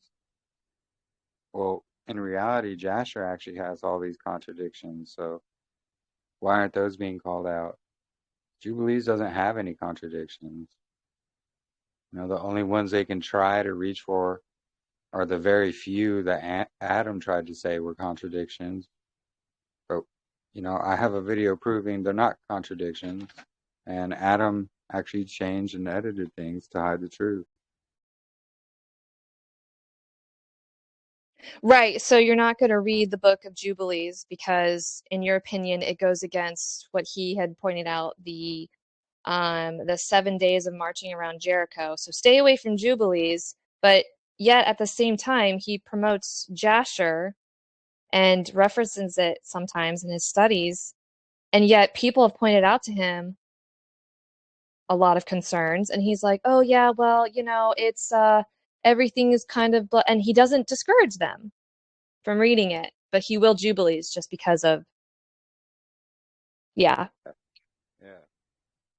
And that's the thing, is he used to use Jubilees as well until it just proved his calendar is incorrect, just like the Pharisees. And that's when he's like, oh, well, I'm going to stop using this because, my calendar doesn't work with Jubilees. And that's the whole thing, people don't understand. And he started to get into the Dead Sea Scrolls, but then stopped because he heard all those rumors about them, Oh, they're crazy Essenes out in the desert. They practice witchcraft, and a bunch of wild vegans out there, Right. So we see a pattern of people ignoring truth or people accepting truth until it gets to the calendar. It's so crazy. Oh, yeah, no, that's true. And they're just like, oh, well, I have to use my moon for months, so we can't go with Yep. this. So don't read it, guys. Don't touch it. Sad, because the moon has it casts a spell over people, and they just don't want to see it for what it is. Like, it's not a determining factor for anything. It's just a witness. And, we see the same thing with the people in Zadok, Robert and Gina, they want to just be adamant that it's the moon that's going to determine years. And it's just like, it has a spell and people don't want to leave it. And it really takes the Ruach and, studying to be able to get away from that, It's the same thing, too many people going around saying the Torah is done away with, it's abolished, you don't have to follow it. None of that is true. These are the people that are teaching against the commandments of Yahuah, literally going against Scripture, on the edge of that lake of fire. And then when you try to talk to them about it, like, hey, look, we're still supposed to do these things. They have all kinds of excuses on why they shouldn't. On twisting of Yeah. scriptures. I am shocked at the twisting going on. Wow. One guy, All for not keeping the commandments. I mean, yeah. I only have to do 5 of the 10. That's because the Messiah said that's it. This is what it all hinges down to, what she said. That, she said forever doesn't mean forever, and that the old covenant is dead and gone. And Messiah at the Last Supper didn't know it was a Passover he was keeping, didn't ya? That was when he erected the new covenant. Yeah. That can't be true because Jeremiah 31. All things have not all things have not been fulfilled in accordance to Jeremiah 30. Is anyone doing any of those things? Does everybody know him? No. At that time? No. No. He came back with the millennial kingdom, yeah. But everything, there's still nations, even at the time of the kingdom reign. So everything has not been fulfilled, and she wants to keep saying fulfilled means end. I sent her all the verses that fulfilled cannot ever mean end. In all the contexts, in all the verses where fulfilled is even mentioned. Just like when it says, to fulfill all joy in one of them. End all joy? What? And she just dismisses it, and then she just keeps repeating the same thing over and over, so. It sucks because she is knowledgeable on Satan's little season, but she was a Torah follower and she repented of that. Now the Sabbath she doesn't need to keep, or the feasts. So they've all been fulfilled. It's not for now. Well, and I think I saw your comment to her about how, keeping the feast, keeping his calendar is helping us understand the little season that we're in. Mm-hmm. And that's so true. And we're only going to be able to understand more the more in depth we understand of why they needed to do the feast in the first place and what's to learn from them. Yeah. We're still getting blessings by trying to keep them and trying to understand why they did them in the first place. Oh yeah, exactly. Yeah, but these are tests, guys, like these are the tests that we have to be prepared for, to either help somebody or to say, I wipe the dust. I can't be in your camp. If that's what you're trying to do, again, read the writings of Eliyahu. We cannot mingle with people that want to outright say that the law is not for you. Oh, that was just, we can't. You can't do it. And you have to divide. That's what Qumran did. Well, there was even that one guy who was using that verse about Paul keeping the Sabbath. He isolated the last half of it to try to say, "Oh, look, we don't have to do the Sabbath." Right. He didn't use the whole verse. I said, bro, what about the verse beforehand that says to keep the Sabbath? You didn't think that I was going to go back to that chapter, did you? But that's the thing. That's what they do. Bunch of cherry pickers. Creating doctrine off of cherry pick verses. Yep. That's what happened. Well, and there you have the whole basis of Christianity itself. Right. Exactly. Yeah, exactly. Unfortunately. But yeah, this is what I haven't been in this side of things in a little while, so it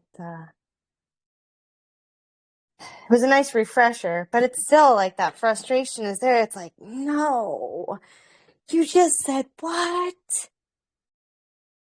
What really knocked me over when she said the whole 5 commandments things. I was just like, oh, that's how to love your neighbor. But what about Yah? So that gets thrown out the window? Nuts. That's crazy. Helping your neighbor's donkey out of a ditch, that's all thrown out, Nope. Cool. Just don't commit adultery. Just don't murder. Just do the last 5. You'll be fine. Don't worry about the first half. Or the first 4, because that's how to love Yah. It's interesting that you guys share it like that, because that's exactly how I had to share it with an ex-pastor from the Adventist church who's a dear brother and friend of mine. It's like so many Christians only want to focus on the last 5. Yeah. And it's like, but what about our obedience to Yah in the first 4? Right. We totally disregard the first 4. Mm-hmm. And I mean, most of Christianity does that. Yeah. It's like, oh man, yeah. So I'm glad you guys brought it up, because that's exactly what's happening and been happening. Yeah. We have to be prepared for everything because, now we've been dealing with the Messianic community, a little bit of Jewish community here and there. And this community is starting to wave their hands and, drop the seeds, walk away. Be there to give your answer. But of course, you know, Try to help. but then about the adultery thing, so many people are in darkness about that.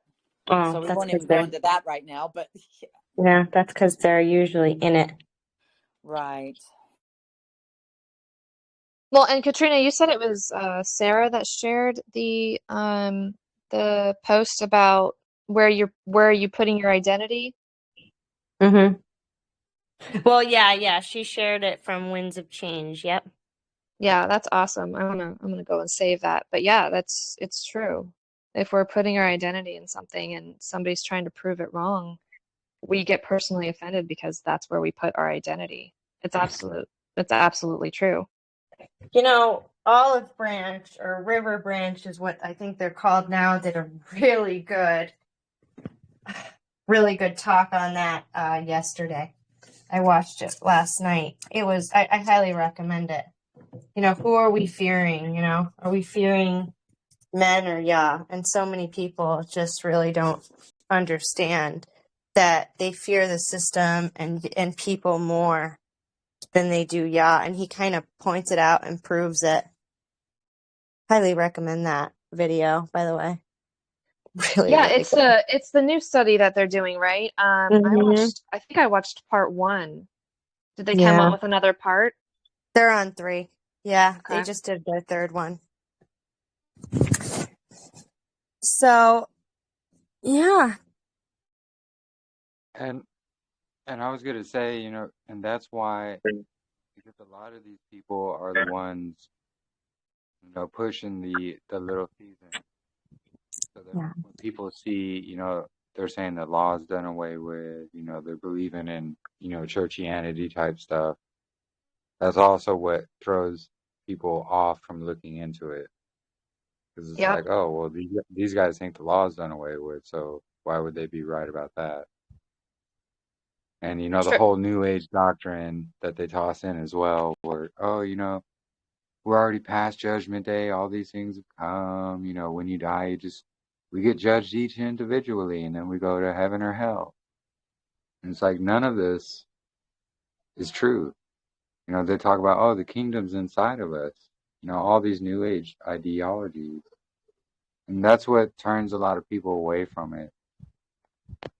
Right, if you just ask a few questions, like I don't know how anybody can believe that the kingdom is within us when um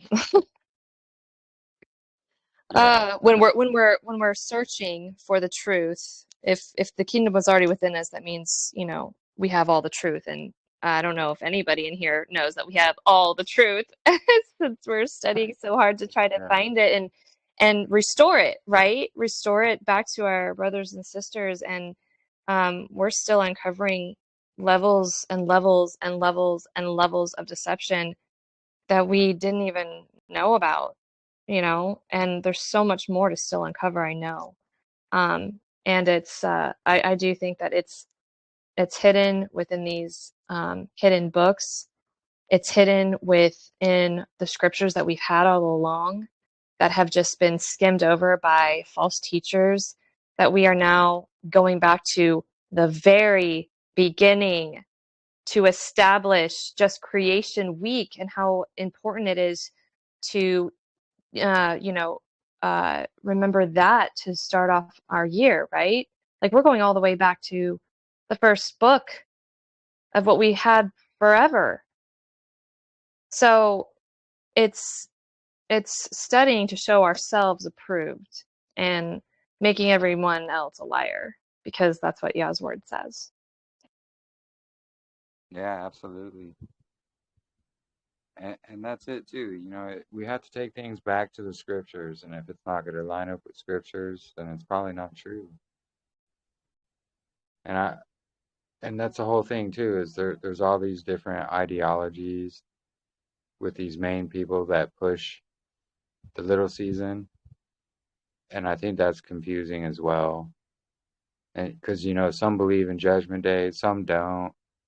Some believe this, that, or another thing, and none of these things actually line up with scriptures. And it's like, well, when you take it back to scriptures, then you can see where it starts lining up and starts making sense. Well, and it's almost like Katrina had shared oh gosh, I forgot the name of it, but with the sugar that's actually supposed to help the gums.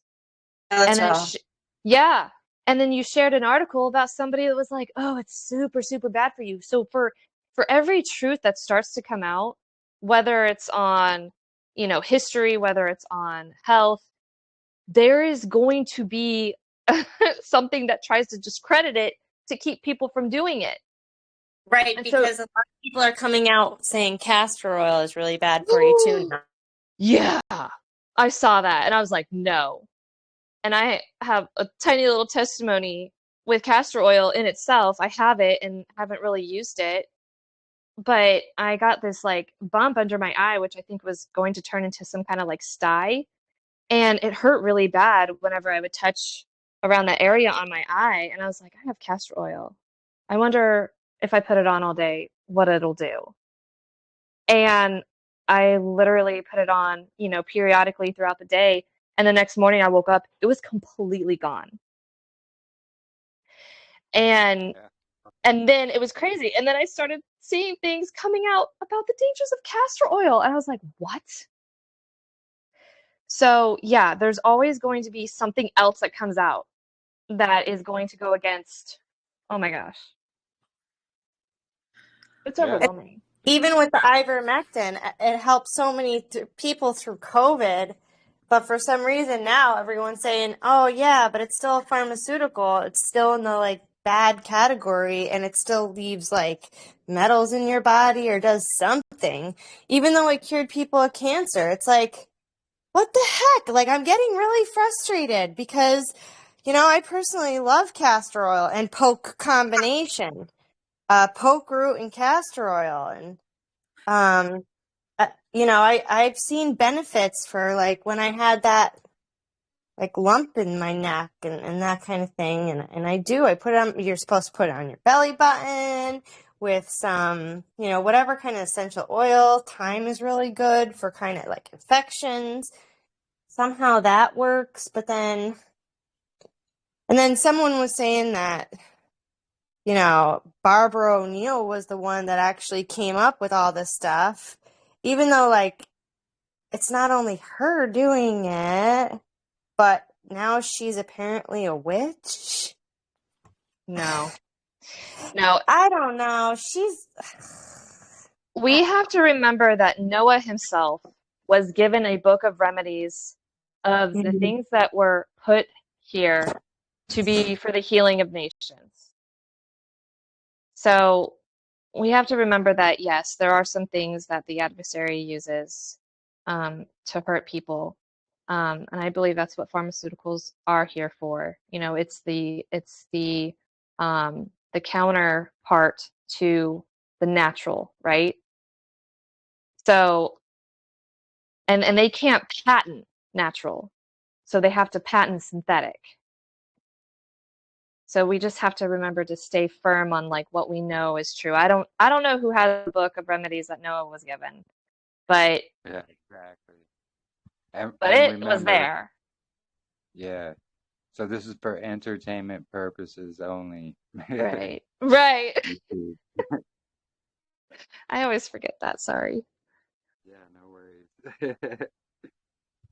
But yeah, no, it's true.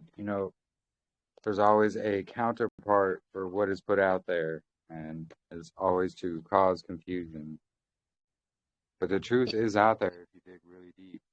Yeah, I even saw people talking against lemon and how it ruins your gut lining. And I'm telling you, lemon works so amazing it has so many amazing benefits. But no, lemon is not going to ruin your gut lining. So please, nobody believe that either.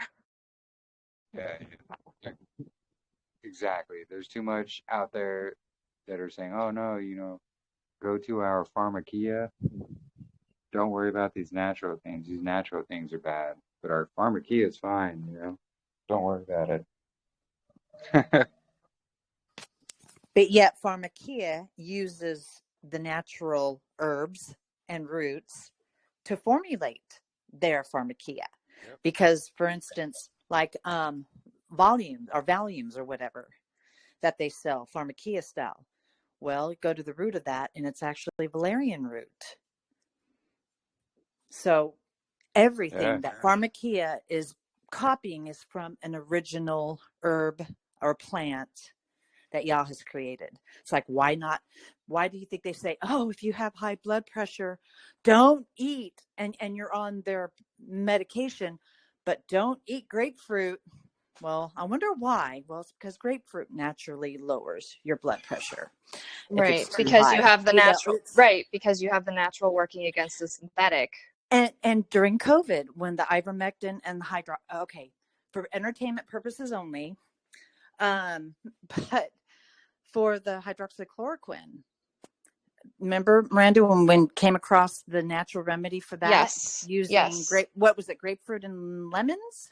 I have it written down somewhere, but grapefruit Yeah, was I one do of them. too. Yeah, yeah. They kept taking her post down that was on YouTube for her sharing, and that's what I did when I ended up coming down with COVID. I had Miranda and a few others go to Natural Grocers for me and get me a ton of grapefruit and lemons, and I made my own hydroxychloroquine, and it definitely helped. I did nothing but natural throughout the time I wasn't well. And I tell you, Yah's ways are the best ways when you go to the original source. And the pharmakia.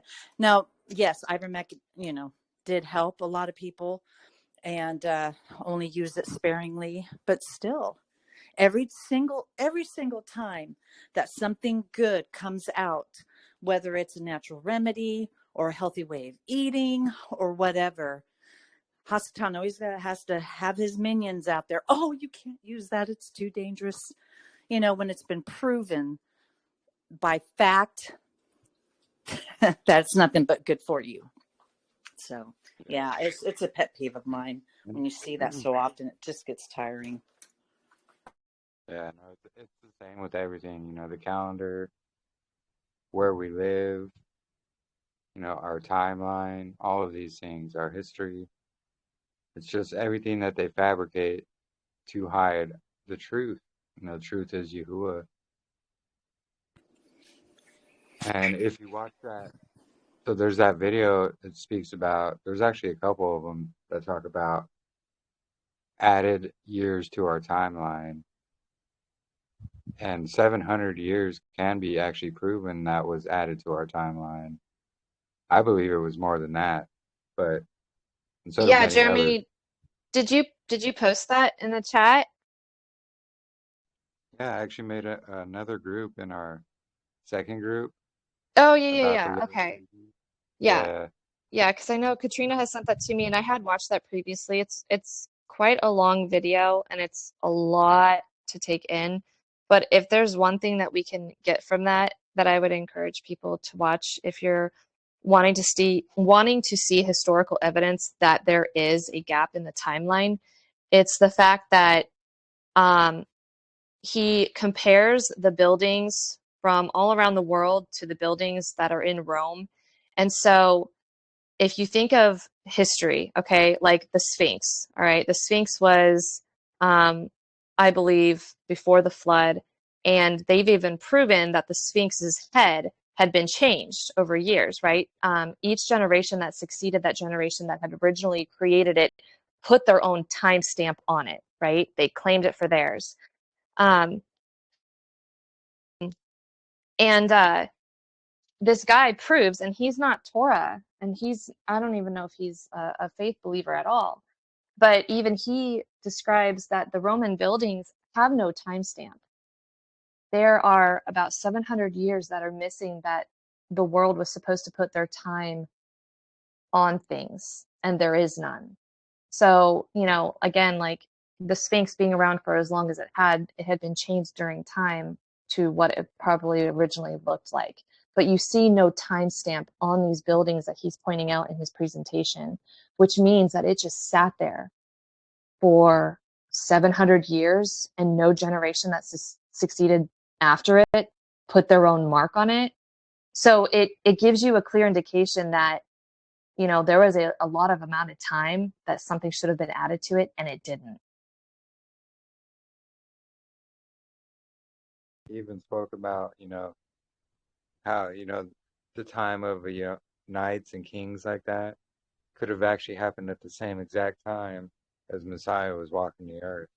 Yes, thank you, Jeremy. Yes, that was another like truly mind-boggling thing to think about too.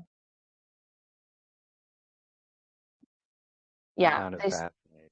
yes, it is. They so badly want to add so much in and take so much out to where it really does. It really is irritating at times, but and that's where they want us, right? They don't want us to uncover the truth because they know that if you uncover just a little bit of truth, it really does help unravel all the web of lies that they had so craftily put together. And that's what the truth does, right? It destroys that false picture that the adversary had painted for you. And so, yeah, it's a really, really good video to watch. Yeah, and it makes a lot of sense. And when you think about it, all this time they try to claim, oh, humans have never had any kind of technology that we have now. But in the last 100 years, that's only when this stuff has come out, is what they claim. But we know there's nothing new under the sun. So when you actually look at these layouts, and there's actually like, grids in the desert and in the wilderness too, of like grid layouts for cities. And when you look at them, you'll see they resemble, like chips on a motherboard or a motherboard itself on a computer.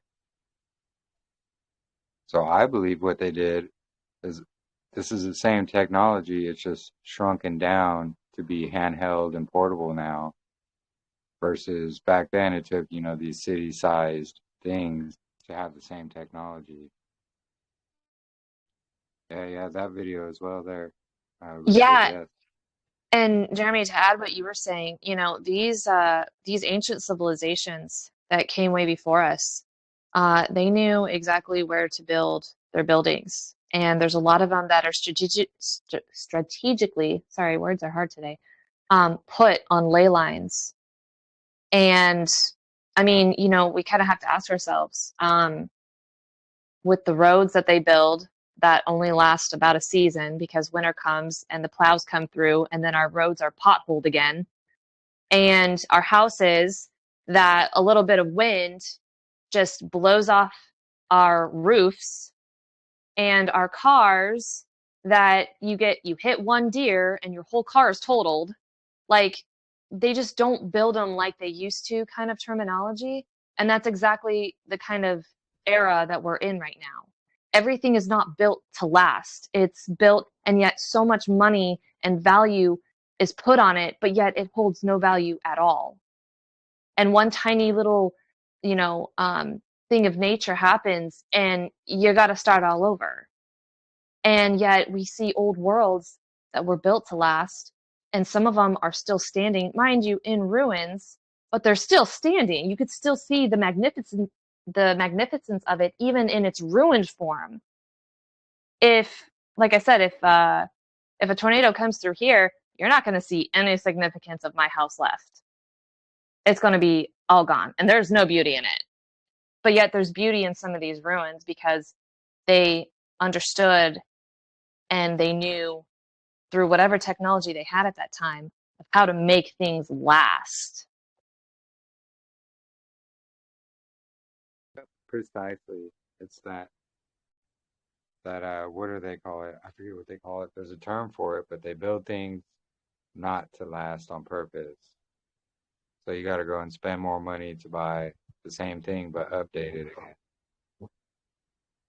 And just like like you were saying, things were built to last back in the day. Like you'll see vehicles still from like the 1920s and 30s and even older. They're still running and driving today. Or, they'll even be sitting in the field for like 100 years and be started right back up, brought back to life. It's really wild. But these new cars, like you hit a curb and your whole front end's totaled and you need to buy a new one. Something runs out in the road, you accidentally hit it, your car's totaled. I remember back when I was in high school, my little brother, it was like a 72 Ford pickup. It was like one of those old, like, made out of steel, strong trucks, and he got rear-ended. Nothing happened to his truck. The car that rear-ended him got totaled. And I just thought about that because, it's just a testimony to what you're saying. They don't build things like they used to. And it's really just reused technology that's always been around. Well, they're giving us the dumbed down version of that technology. Yeah, exactly. I know for a fact that they have the technology to build amazing things. I can't think of the name of this country. Jeremy, I think I sent you a short video of some guy going there. They're very strict on what you can do there.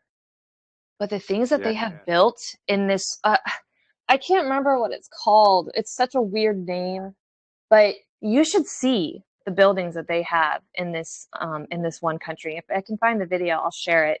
But it's definitely not like buildings we have here. So I do know they have the technology. They have the technology. They're giving us a dumbed down, you know, crashed when it's, when there's no more updates kind of thing for it, because we're looked at like cattle. And actually the elites talk about us being cattle to them all the time. We are, in their opinion, a waste of space. So, I mean, yeah, they give it to us to keep us where they want us, but not to advance us. Not ever to advance us. Precisely. And that's why you see, they had these airships and all kinds of stuff back in the day. They had these huge, palace-like buildings that, we can't even build today. It takes like 14 years to build a square box building. And they're saying they got all these buildings done within like a year or two that are just, made with huge stone blocks, pillars, like, all these things. And it only took a year or two. And then you see the same, what do they call him, architect. And then he's built like 100 other buildings within that same year or two all across the Right. country. At the tender age of like 23. Yeah, right. Fresh out of the mining pit, like, and he's over here designing buildings. Like, it's With really his horse wild. and buggy. Yeah. And then, of course, they all have a fire narrative. Like some kind of fire happened and they had to rebuild. And when you Which, really yeah, actually, fun fact. Sorry, Jeremy, yeah, do go it. ahead. Sorry. No, go ahead. No, just fun fact for everybody. I did just a little bit of a Google background of our own state capital here in Missouri. And our state capital itself has 2 fire narratives. And so, I mean, I didn't look at the other 50 states, but I was like, wow, Missouri has 2 fire narratives for our state capital. So, I mean, because you look at the state capitol buildings and they're pretty elaborate. They look kind of like basically mirrored images of what is there in DC. So, I don't know. It's something that The earth. maybe other people can look at. Yeah, even all across the earth, like no matter where you are, you probably have some kind of Capitol building or something that looks just like all the rest of the Capitol buildings and things like that. And, it's not a coincidence it's not a coincidence that, you know, all these buildings all across the earth only have about a 200-year history. All of them have fire narratives. And it's just real suspicious to me because, you know, like I said, these buildings 200 years old, forests 200 years old. We can only trace our lineage back about 200 years, things like that. There's also talk about, you know, 200 years ago, there was these orphan trains, all these children with no parents. Well, where'd all the children come from? Where'd their parents go? You know, Right. At the that's same where, time that there was the adult insane asylums too, yeah, is when exactly. those orphan trains are happening. So yeah, why? I mean, I'm sure we have asylums now for crazy people, but not to the vast number that there were at the same time where they opened orphanages and had all these orphans on the orphan trains. They're all happening at the same time, and we all know what the word coincidence means, right? They coincide. Precisely. Yeah, and that's it too. You know, it's insane asylums, sorry. Insane asylums, orphanages, you know, these rebuildings of the cities, the world fairs, saying, oh, you know, these were just temporary. These huge, elegant buildings and parks and lakes and all kinds of things were just temporary and they tore them all down.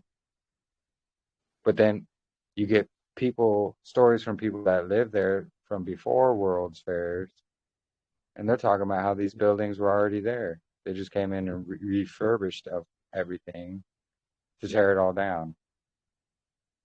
So, Everything that Jeremy and Miranda are discussing, you can find in that video that's almost 5 hours, a little over 5 hours long, in the Lost History of Flat Earth.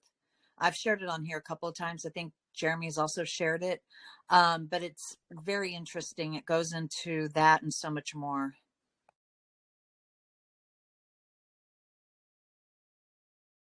Yeah, that's a binge worthy watch right there. And I mean, I did not find it boring at all. I very much liked it, and I still rewatch it a lot. Yeah, it's an amazing documentary when it was put together. Unfortunately, the gentleman that had done that has turned away from it, but I'm so glad we can still access that documentary. I think they got to him and made him say all that stuff like, "Oh, you guys Yeah, can't talk about to repent or recant of that whole documentary. Oh my goodness. Yeah, it's pretty sad. But I will say, I find it interesting though that he hasn't taken it down. Yeah, So that's to what I've me, that says something because sure, he might have gone back and recanted some of it, but yet he could if he takes down the original, I think anybody else that shared it, unless they saved it to a hard drive, I'm not sure.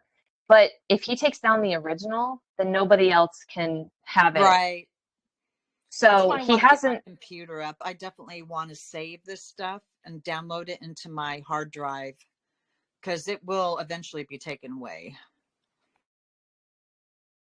Yeah, but no, that's true. He leaves it up. I know it is on other channels as well, but yeah, he has the original and he hasn't taken it down. Yeah. I know he's had some other stance on things. I think it was, what was it? I'm trying to remember what he changed on. Oh yeah, it went from, oh, they have no way of constructing these things as fast as they did to, oh well, you know, they actually could have done these things. And the narrative's not really changed. Yeah. And it's no. Yeah, but like I said, it's weird on the stuff that he went back on, and it's weird on the stuff that he didn't go back on. Like it's kind of inconsistent in my opinion, because when you read or when you watch that documentary through, he really does do a phenomenal job on it. But he doesn't recant the pure energy that's used with water, with not aluminum, Mercury mercury. Thank you. Yeah, and mercury, and sound. sound, frequency, those being Mm-hmm. conductors of pure energy. He doesn't recant any of that, which is what a lot of these cathedrals were made for, was a conducting of sound, frequency, and energy. And so it was odd. It was odd to me on what he recanted on and then didn't recant on. So that reminds me of like what you said actually, Miranda. Like, because these buildings have these healing frequencies and things like that, what if they were the places where the nations gathered for the festivals of Yahuwah? And that was just like their main gathering places. Oh gosh, I really think so.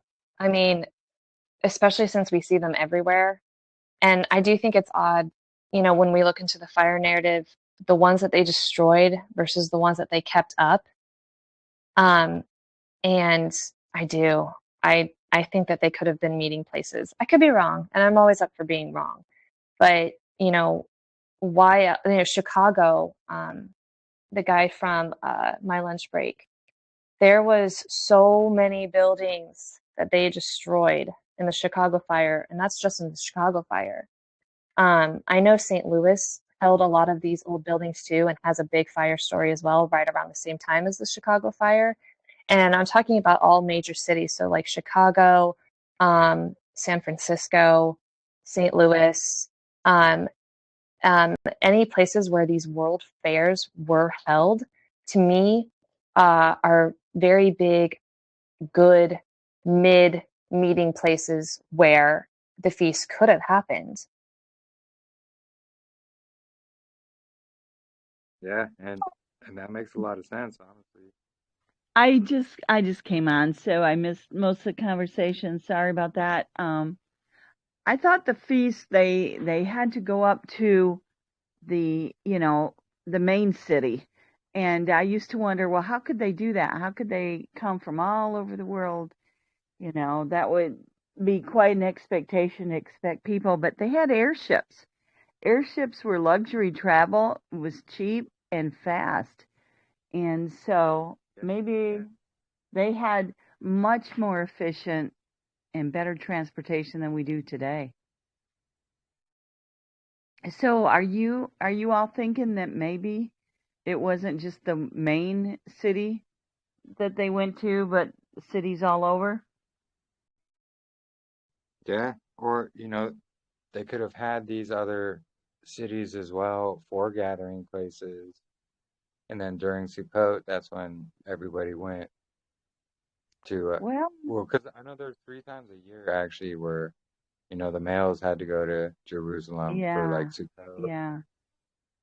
Well, that's possible. I mean, it Yeah. sounds a lot more practical. I've wondered for a while, how could they expect everyone around the world to come to one place? But then, on the other hand, the transportation was much more efficient back then.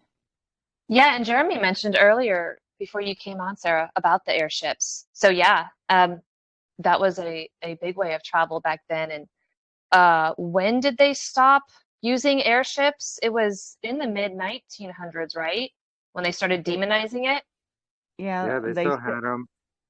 They had them up yeah, until like World War II. Yep, I was just going to say yeah, around the 40s. yeah.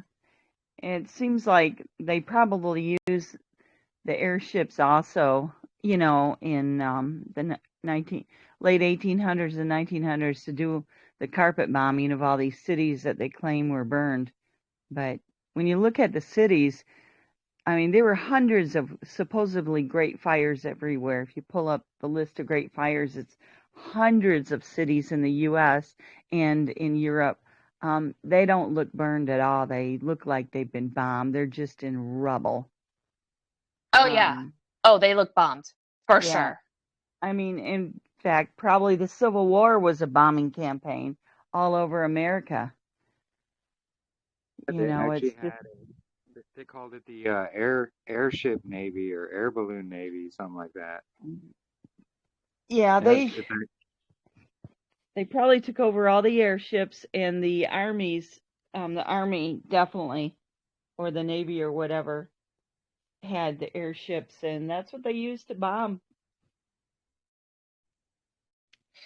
So World War II, again, is another date that to me is a significant time of, more process of elimination of truth, because we know that Hitler, for entertainment purposes only, played a huge part. And, it's around that time that you see the Jews being given their state of Israel, right? And so you have kind of like this setting up of the victimhood that they like to use sometimes. And then you have Hitler, who discovered a lot of stuff in Antarctica. And I don't know if we're going to be able to uncover everything that he discovered, but he did not die by shooting himself in the head. There have been records that have proven that he lived until he was old, and America was involved in giving him asylum, basically, whether it was to gather information that he had found. But there's interesting studies on that too. Yeah, you're right. And that's where that one of the moon maps come from. Yeah. It's the German moon map. And it's that same map that Vibes of Cosmos has.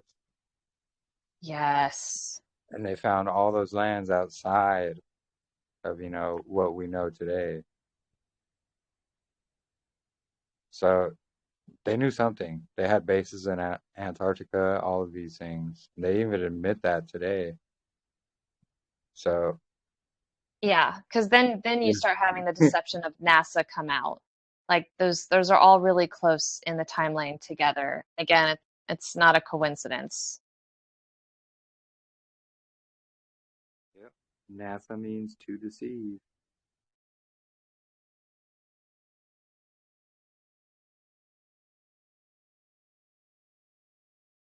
NASA started out exploring the ocean, I believe it was. Yes. They actually are not lying about being space explorers. It's just not the space above, it's the space below. Correct. That's why we see all their stuff done underwater as well. Right, and when they talk of aliens, I mean, there's a lot of species of fish that they like to call alien, right? Because they look so freaky and weird. Yeah.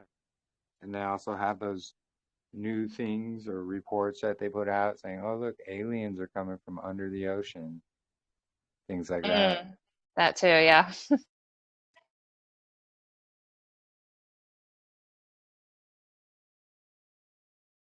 And I thought it was, oh, sorry, Jeremy. Go ahead. I was just going to say, we all know aliens are just these Nephilim, unclean Ruach. But yeah, go ahead, sister. Sorry. Yeah, no, somebody broke down the word extraterrestrial. And if you think about it, that just means extra territory. Not necessarily like, outer space, different planet kind of thing. It's just extra territory. And so the verbiage around words is, if you break it down, actually gives you the true meaning, and you realize it didn't mean what you thought at all. It just is a breakdown of maybe two other words put together kind of thing. Yeah, exactly. Exactly.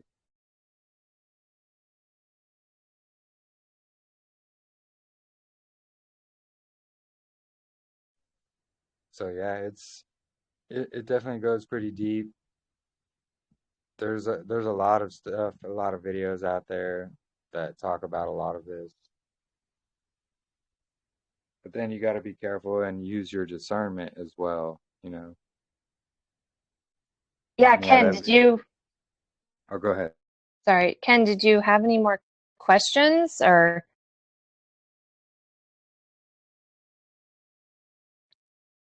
Regarding the silly season, Maybe, yeah. no, but in my mind, even though there was a millennium reign, I really see in my mind that man was conspiring against this goodness that was happening. And what we see these days with all the secret societies and the papacy and the bloodlines and everything, that was them trying to keep that mark of, well, could we call it a mark of Cain? I'm not sure, but keep that sort of agenda going. And I think that during the millennium reign, they were still at it, even without the help of Satan and his dominions. I think man was still at it. Man was still busy trying to destroy this goodness. That's the sort of thing that I was trying to put forward and think about. Well, don't you think that's probably when the secret societies became so secret, is they went underground? There were still sinners and there were still the rebellious ones, but they weren't able to manifest and to do their rotten deeds like they are today. So that's probably why they were Yeah. secret and underground. Yeah. If you think about one of the secret societies, which is the Knights Templar, they make lots of references when you search it up that they were the guardians of the holy relics. Okay. So I kind of tend to think of that as when Hasatan was released, they were the sect that were established to go and, in my opinion, maybe go through all these cathedrals and take all of the writings, take all of the healing technology that was put in them, and literally gather them all up, because that's what the Knights Templars did. They took, quote unquote, holy relics and kept them from the common people, because, right, they didn't want the common people to mess with the holy relics. That's what the narrative that they give us, when really they didn't want the common people to see the technology or the writings that were in these places of healing or maybe meeting. So the Knights Templars' job was to go through and gut all of these places and take these quote unquote holy relics away from the common people, so that they didn't destroy them, but really so that they didn't see them and read from them and use them. What do y'all think of that?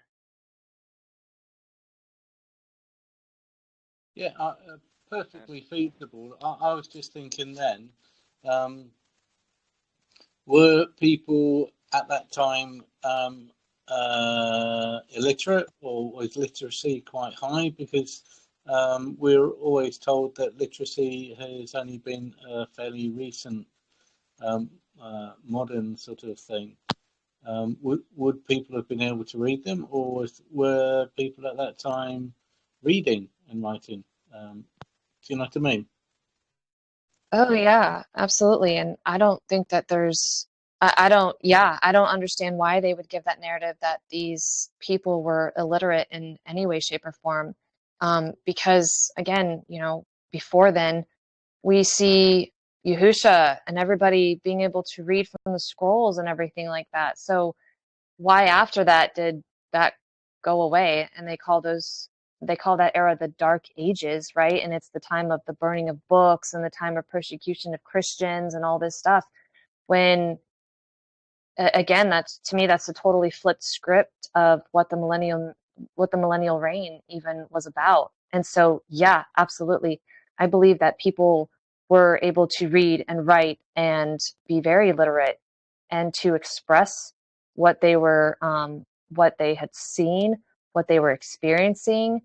I mean, if you think to live in an area where the adversary is being bound, and to have, man, to have and to see how the truth, I mean, would that not inspire anybody to start writing, or the desire to write, or to draw what they were seeing? Or, I mean, it would. So yeah, I don't think that was a time where people didn't know how to read and write, because we see civilizations being able to read and write again way back before that even happens. And yeah, I think that again is just to discredit what actually was recorded during that time. Yeah, I tend to agree with you there, Miranda. And you made me think about how, let's take China, for example, how China got rid of all its thinkers and all its professors and all its teachers and all its artists and things like that. During the communist revolution, I mean, basically they went through society, and anyone that showed any potential of any good, or any creativity or any intelligence, were basically slaughtered. And perhaps that was the sort of fingerprint or trademark of how these Jesuits were working. Yep.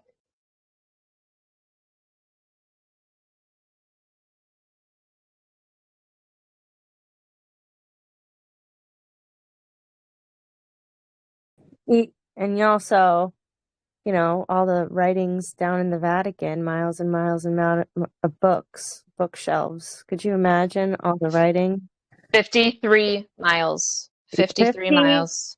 3 miles. We got a lot of information. Yep.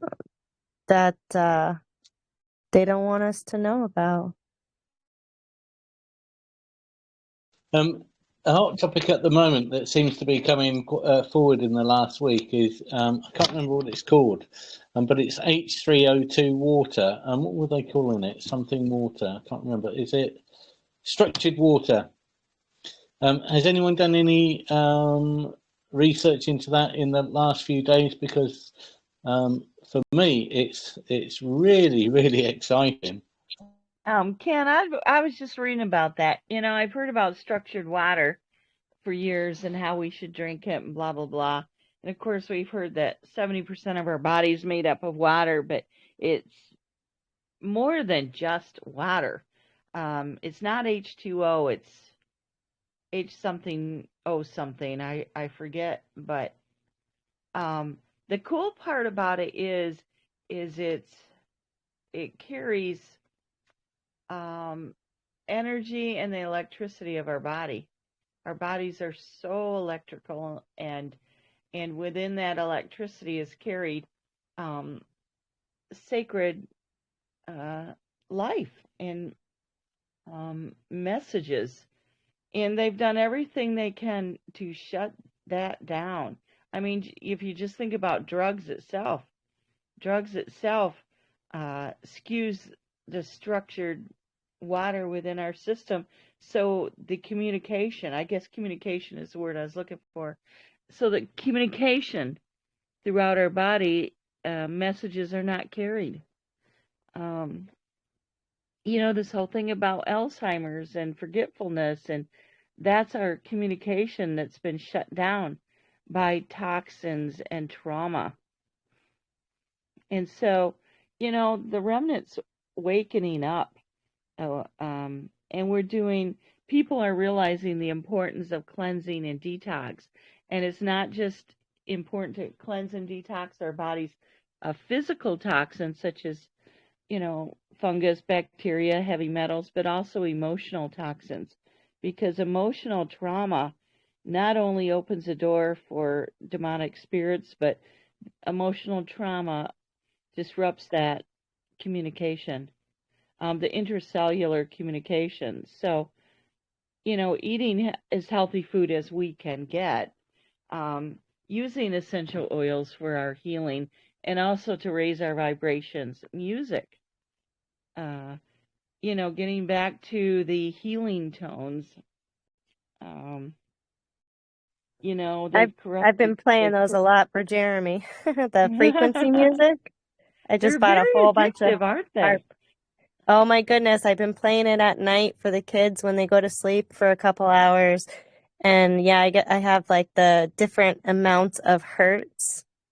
So I'm playing like the healing hertz. And Did then you there's the find them love. on the internet, or did you buy CDs, or what? I bought CDs.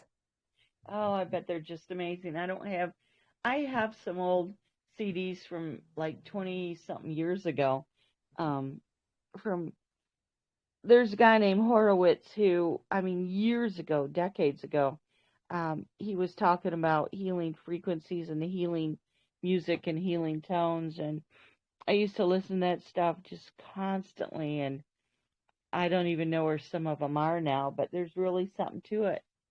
Mm-hmm. Michael Burrell, who started Whole Tones, really hit on it, and people have been picking it up. But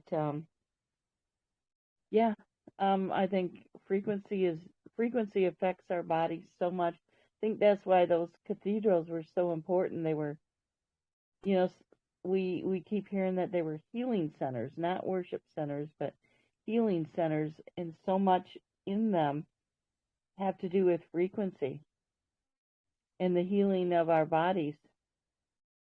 And when our bodies are whole, healed, and we're operating at a higher frequency, just think of the creativity, the spirituality, and the creativity. You know, everything in our world is geared to lowering our frequencies, and the demonic spirits and Satan and all that operates at such a low frequency. Yeah, and Yahushua and the Ruach operate at a high frequency, so they've done everything they can to lower our frequencies through poisoning the water, poisoning the air, the horrible music. I mean, just the horrible music that they're playing.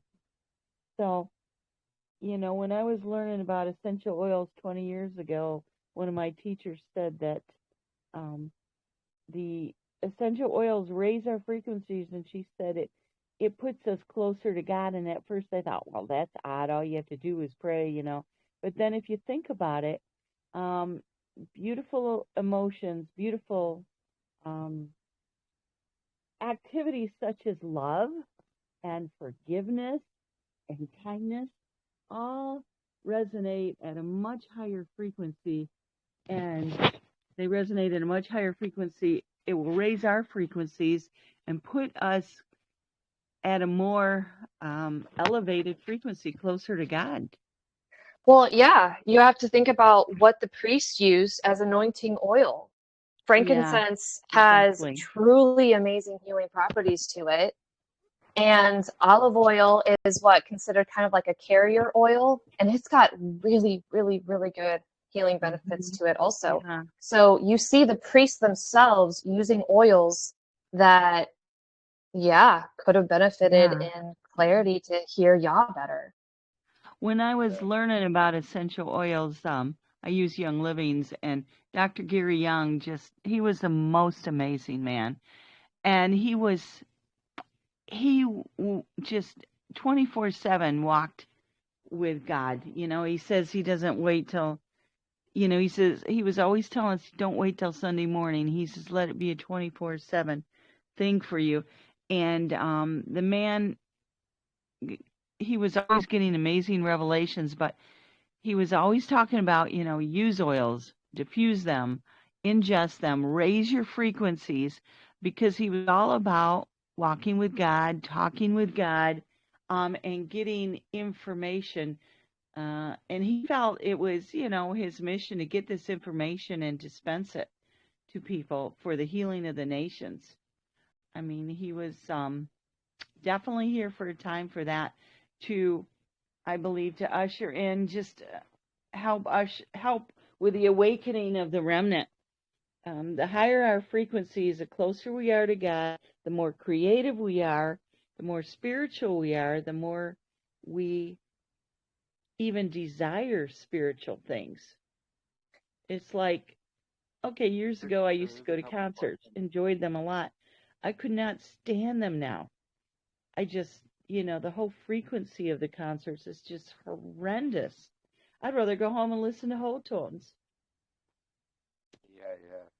You know, So once you start raising your frequencies, everything changes. It's like you just crave, you just want to be closer to the Father, closer to the Son, walk by the Spirit. Yeah, absolutely. And there's a couple questions in chat. Katrina Jennifer is asking if you can share the link for those the music you bought. Oh, yeah, I will. And Lee That's asked, awesome. which part is that you were speaking about? I'm sorry, you just 417. broke up. Lee asked, is it 417 hertz or 432? 528, frequency of light. That's the one we've been enjoying. Frequency of light. And the love one, I think, is at 990 something. Let's see. Let me go grab my CDs. I was just about falling asleep. And then I have frequency of fire, which is at 396 hertz. And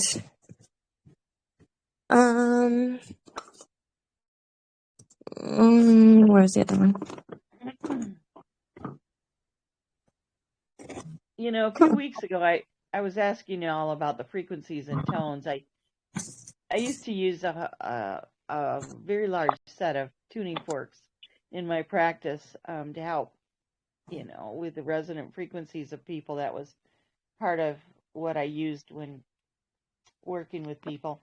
And I'd gotten away from it since I sold my practice and moved and all kinds of stuff.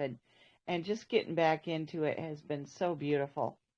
And, you know, most of music today is tuned to, I think it is 440 hertz. Yeah, I think Which it's 440.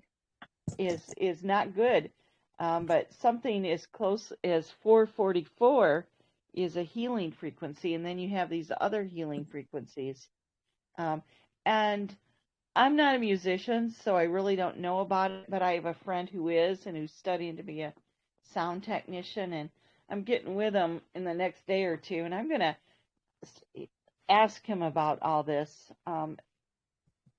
because I was talking to him about healing frequencies, because back in COVID, he had been forced to take the jab to keep his job. He so regrets it now. He only did it once, and he wished he could undo it, so I've been helping him with detox and stuff, and I told him, I says, I think sound and frequency can be a very important modality for healing, and so I want to learn a lot more about it. Yeah, and he's willing to explore that because it affected his lungs. He was only 20-something years old, and it caused blood clots and embolisms, and he almost died. So it was a real awakening for him. So, Sarah, I was thinking about what you and Ken had said about the structured water. Yeah. Structured water is just living water, right? Because it's constantly moving. So, like, the bottled water that we get, we know isn't structured. It's pretty much dead. And we know that city water, bottled water, takes out all the minerals that are supposed to be in the water. So literally, Yeah. you're drinking dead water. And our bodies, you know, through our blood is constantly pumping things. And yeah, our bodies are like, what, 80-something% water. So if we're drinking in dead water and it's not having the minerals in it, and we also know that we are mineral deficient also. So I think structured water is just living water, right? Yeah, it's just hard to get because no one is drinking out of springs anymore. I am. Right. Oh, that well, is Katrina awesome. I am. I travel half hour to go fill up glass bottle jugs, and then I keep them. I fill up a whole bunch, and then that's so valuable. it is good. Coming- But I also have like a hertz frequency contraption where you could revitalize the water as well. It's Is it like the ionic thing? Iteric care? Oh, okay. It has What? some kind of this light, and then it's kind of like a blow dryer almost. Yeah. And then you put the water inside a glass jug, and then you just twirl it around and around and around, and it really structures it very well. That would be Is awesome. that what? And Oh, Hi. you're breaking up, Lee. I can't hear you, Lee. is that what you call the analytic? Oh, I can't hear you. Is that what you call the what? Picking up pretty To badly. restructure the water? I think Germaine was talking about it. I needed some information from her, but she's not on here at this time. Yeah, I think there's multiple things we can do to our water. What you're doing with that, Katrina, sounds incredible. I don't have access to a spring. I've been asking around and looking. There's I think there's a site where you can find them. Like that if you would be awesome. a search for tapped springs. Yep. I'll have to find it because that's where I found all of my springs. They're usually in like state parks too. So if you have a state park, there's usually spring water that you could get from there. That's where I'll go to too. Yeah. Let's see. But spring water isn't structured water. There's a difference. Spring water is still H2O. Structured water is H3O2. And the only if you want to intake structured water immediately, you would have to eat fruit or raw fruit and raw vegetables is the quickest way for you to employ that into your body. Structured water can also be what's known as magnetized water, but the best way to get it into your body is through fruit and raw vegetables, apparently, from what I found out. Interesting.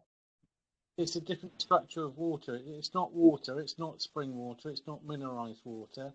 It's water that behaves in a different way. It's a water that has memory. It's water that helps your cells communicate with each other. It's water that feeds all the information that we need to sort of run on, and it's more of a water that is electric and alive, if that makes any sense. Wow. Yeah. Well, there's multiple things we can do with our water right away. I'm definitely going to look for the spring water, but what I do with my water is I put, I use copper. I also have, I usually put essential oils in my water a lot. A lot. I use citrus and peppermint. Citrus is, that raises the frequency of the water right there.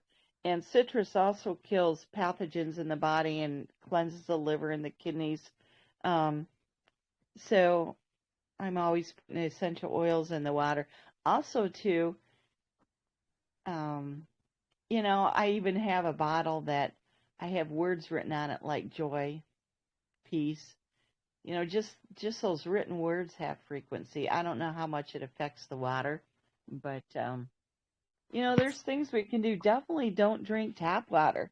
If anyone needs access to a good water filtration system, I've been selling the multi-pure water filtration systems for years to patients.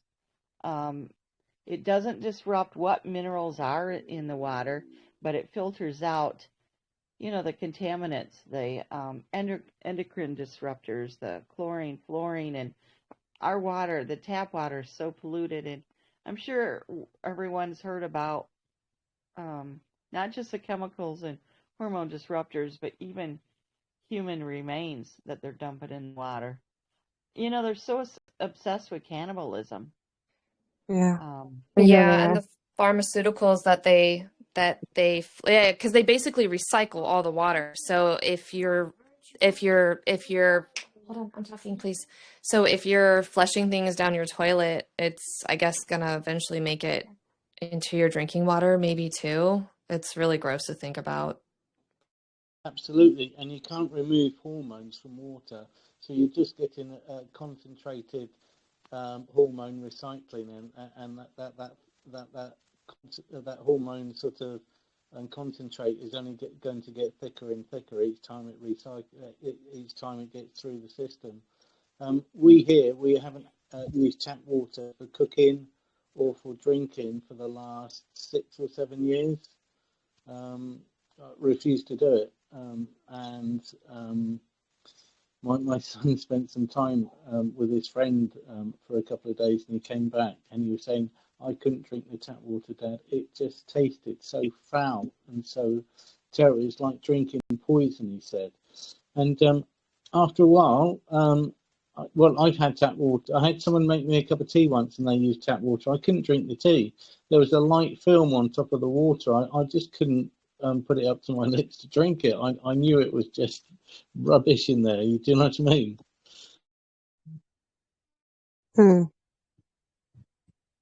Anyhow, what I wanted to mention, moving away from water, was when you read about the temple being built and set up. I can remember reading it about 3 or 4 months ago, thinking, oh, that sounds a bit electrical, the way that it's been described. And I've just had a look at 2 Chronicles again.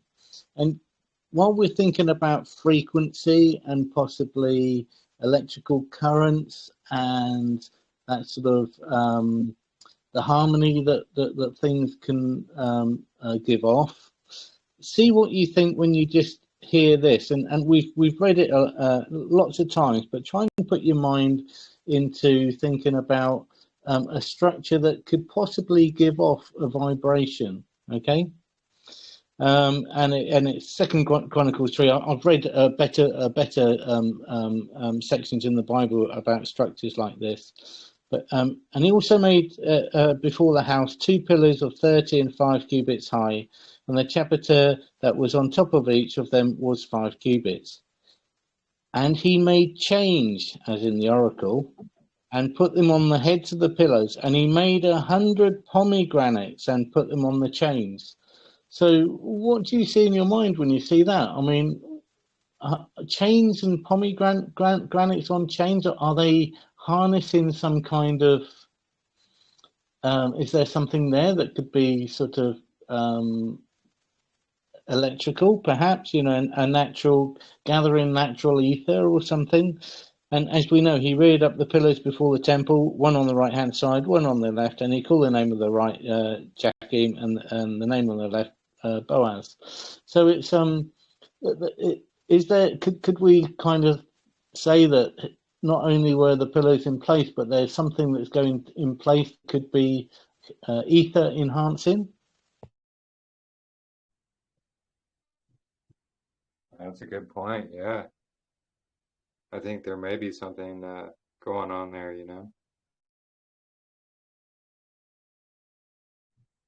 Just the millennium buildings that were put into place were ether enhancing and frequency sort of based. When you start reading through again what was built, and it's all made from brass and gold and silver, all these sort of metals that could probably give off a vibration, perhaps. I'm just trying to throw it out there. No, that's a good point, because metals do give off certain frequencies and things like that. No, interesting. And what part would the sun play in that? Do you know what I mean? Is, Yeah.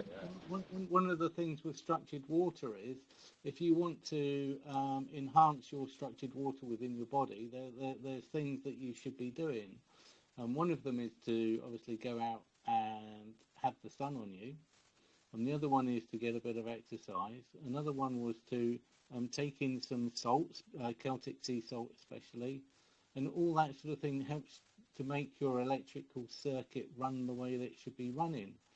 But was the temple perhaps an electrical circuit as well? That's the way I'm sort of thinking now. Wow, I didn't think about it like that. Wow. I think I might be on something there, Ken.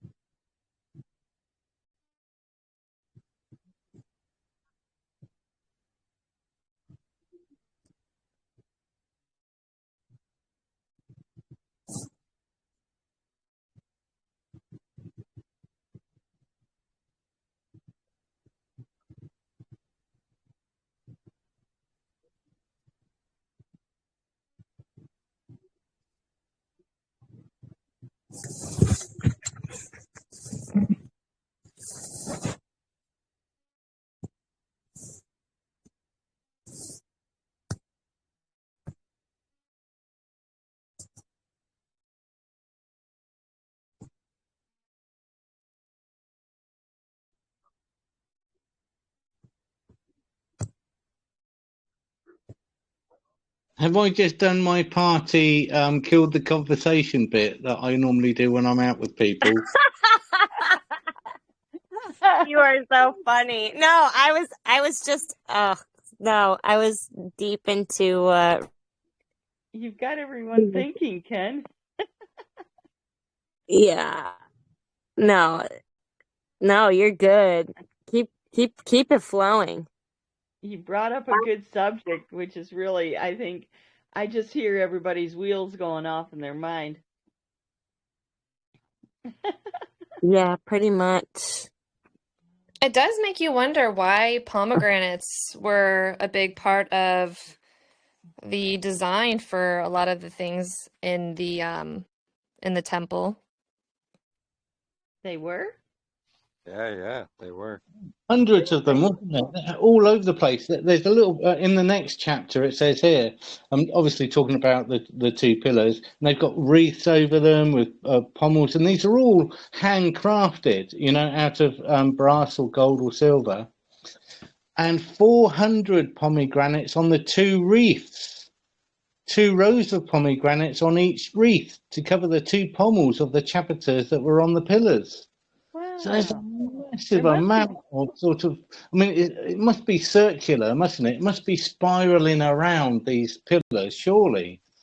And it doesn't take 2 minutes on sort of YouTube to find these copper structures that are spiraling around, that are already collecting some energy in the air and using them to power light bulbs and fans and such like,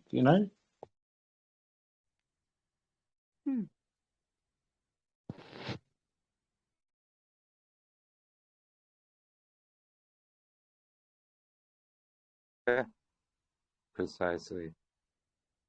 Is this my time now to go to the toilet? And you can talk settle the bill between yourselves. Yeah, I mean,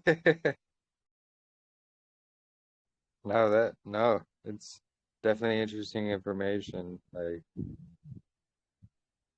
I believe frequencies and, resonances, things like that, they absolutely have a lot to do with a lot of things. There's the man-made ones, we get with, Wi-Fi and radio, television, things like that. Then there's the natural ones from Yahuah that will, cause healing and things of that nature. Pretty interesting. And then you have trumpets and cymbals and singers. It's all very, isn't it? It's going to be a noisy place, isn't it? Noisy in a yeah. good way. Absolutely. Yeah. Yeah, generating generating frequencies, surely.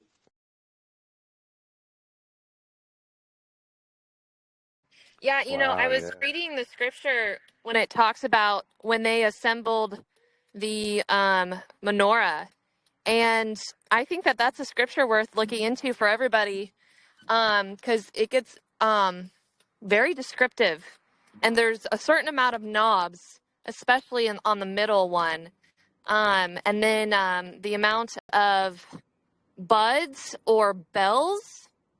I can't remember the term. I think I saved it and I could put it in the chat, but I think it's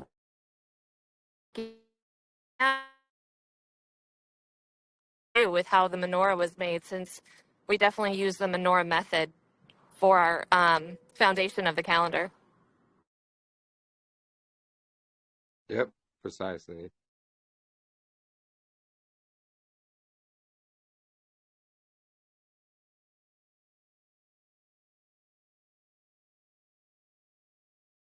Interesting.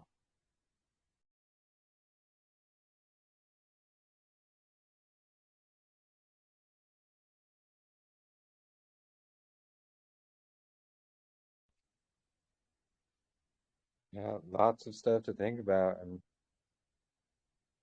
you know, we've gone over a lot of stuff today as well. I know that it was some topics people were interested in going over, and especially the little season, I know.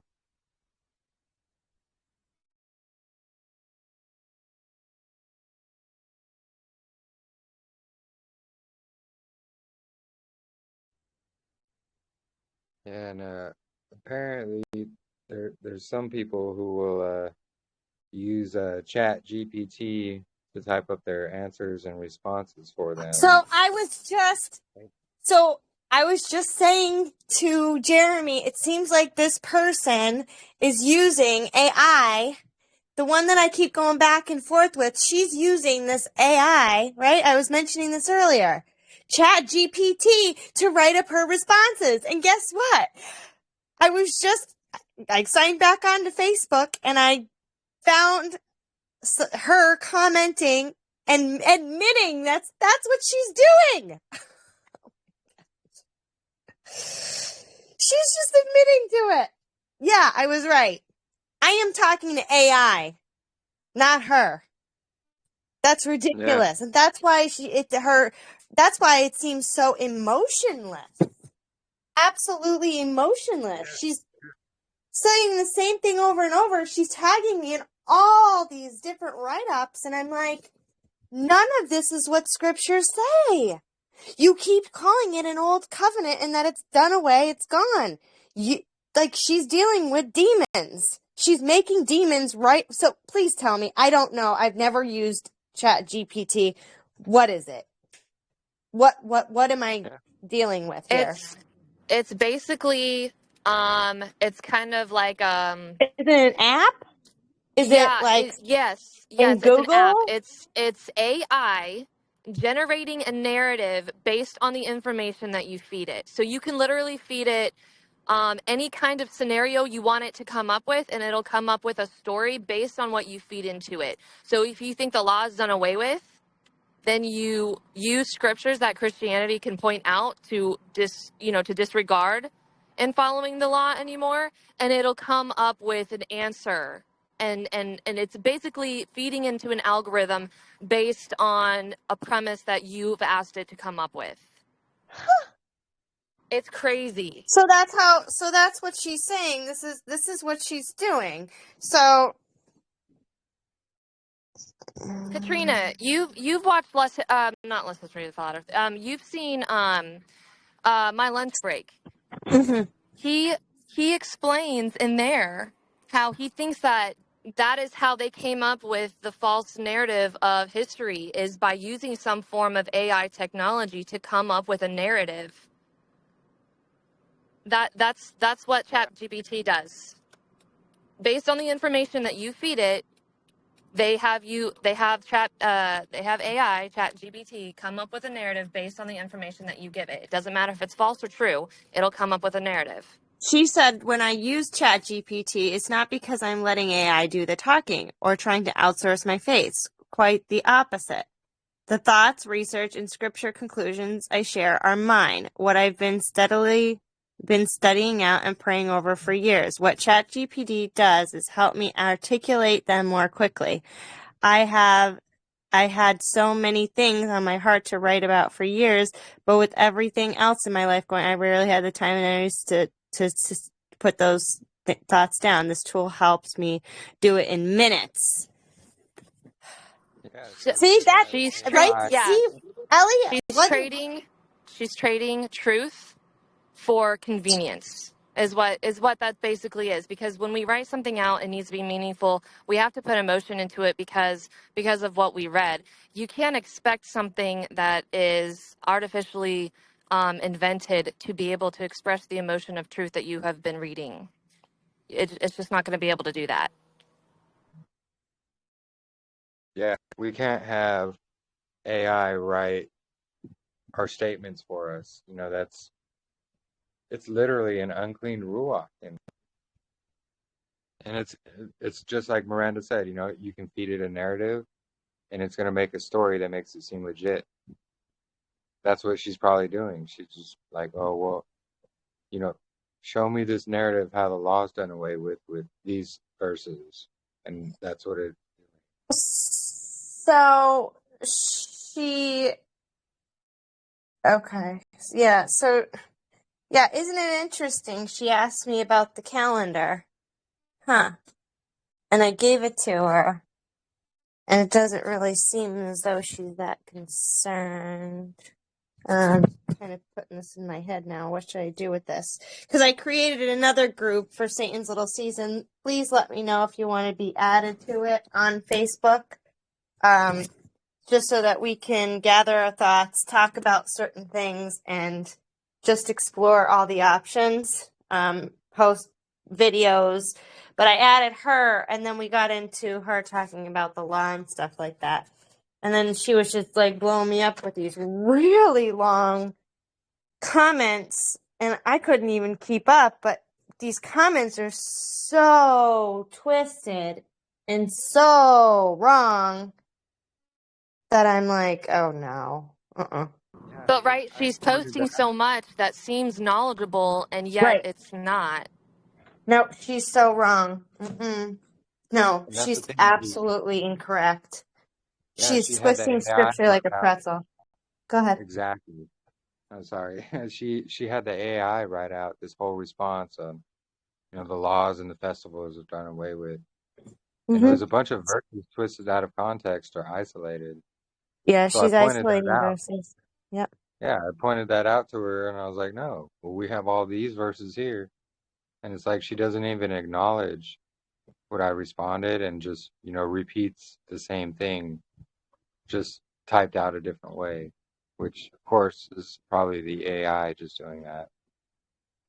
See, But yeah, I wrote in Ezekiel 20, and I gave him my laws and statutes, and showed them my judgment, that which a man which if a man do, he shall live in them. And I gave him my Sabbaths, a sign between me and them, that they might know that I'm Yahuwah and sanctify them. But the house of Yeshua rebelled in the wilderness. They walked after my statutes. They despised my judgment. And you know what she said? Ezekiel 20:20 is a powerful passage, but it's describing the old covenant, the one they broke. God gave them statutes and Sabbaths as part of the covenant, but as verse 13 shows, they rebelled and polluted the Sabbaths, and they didn't live in them.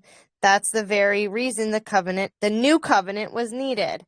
Hebrews 8, it says plainly, behold, the days come when I will make a new, it's supposed to say renewed covenant, not according to the covenant that I made with their fathers, because they continue not in my covenant, and I regarded them not, says the Lord. I hate saying that. So, yes, Yahuwah gave them his laws, but they didn't keep them.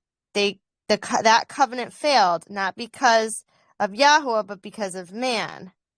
That's why he promised, and then she has scriptures, Hebrew 8:7-8. That's why he promised a new and better covenant, one where his laws would be written on their hearts. See, this is where she's confused, is because it's not a new covenant. It's a renewed. It's just the change of the heart. There was nothing wrong with the laws, statutes, ordinances, Sabbaths that Yahuwah had given. There's nothing wrong with them. It was the people who wouldn't do it.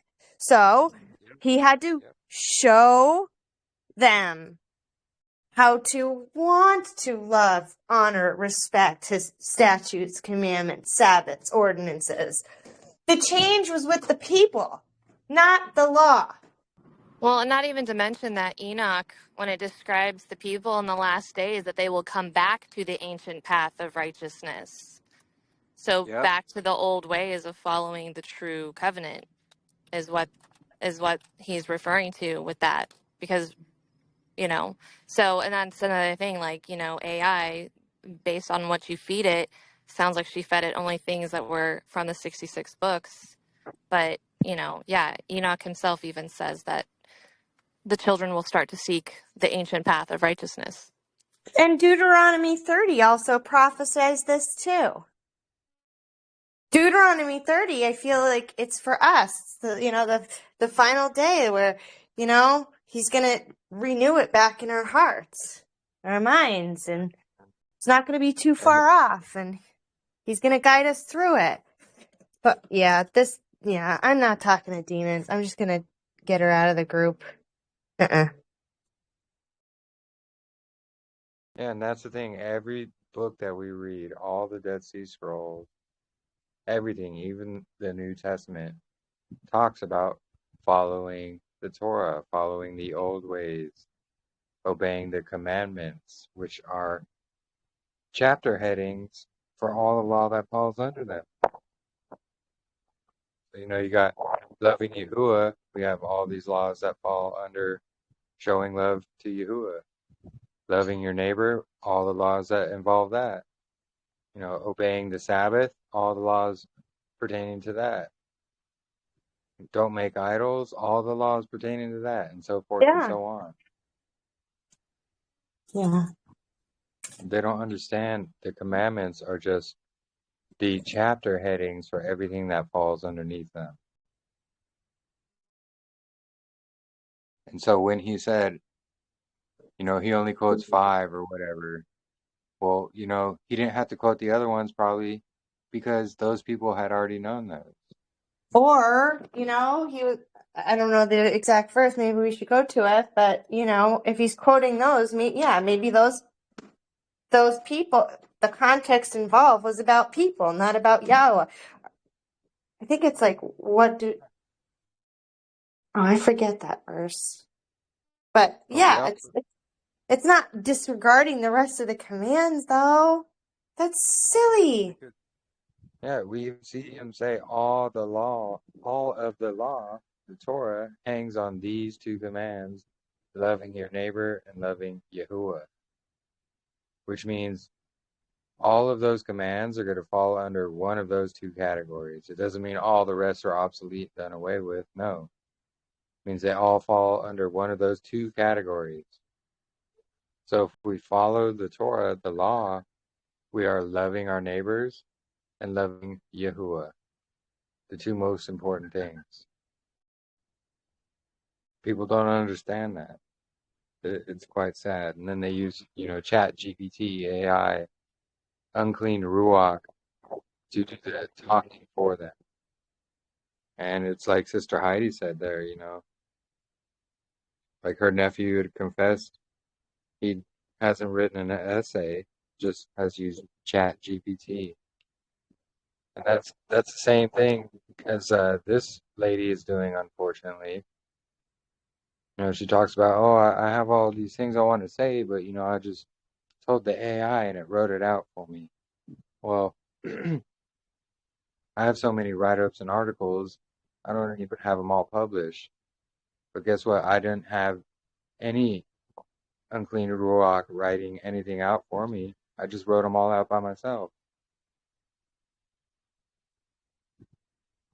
And, you can type in or say anything you like to the AI, and it will create a narrative, especially based on, the law's done away with.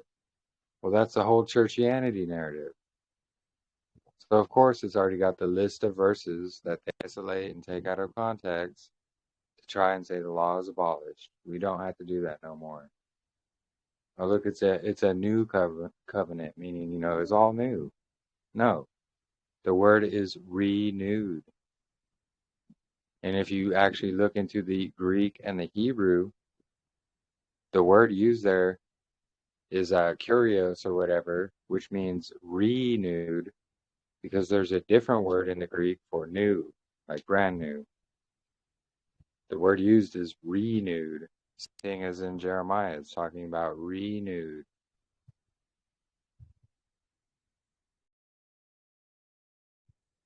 When you have people, going to Chat GPT, it's not going to point these things out.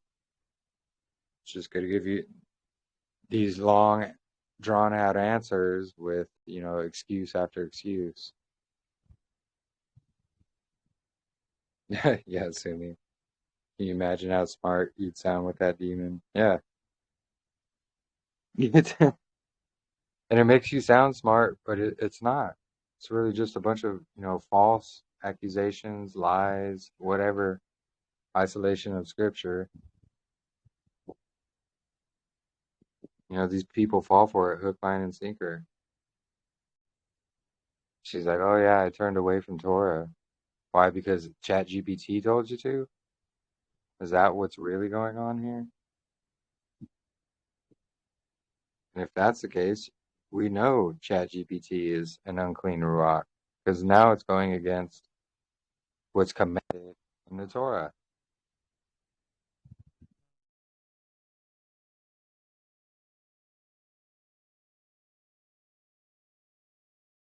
Yeah, that's your signature, Sumi. Misspelled words. Hey, good morning. Shabbat Shalom. Hey, Shabbat Shalom, Sister Jermaine. Oh, Shabbat Shalom. Shabbat Shalom. Hey, it sounds like you could be going through a similar thing to what I've been going through with my friends rejecting the law. And so I've been putting together some scriptures in my notes. It's a little bit messy, but like it's not all sorted out. I've just been chucking stuff over there as I see it. But what I can do is just send it across to you. Yes, please.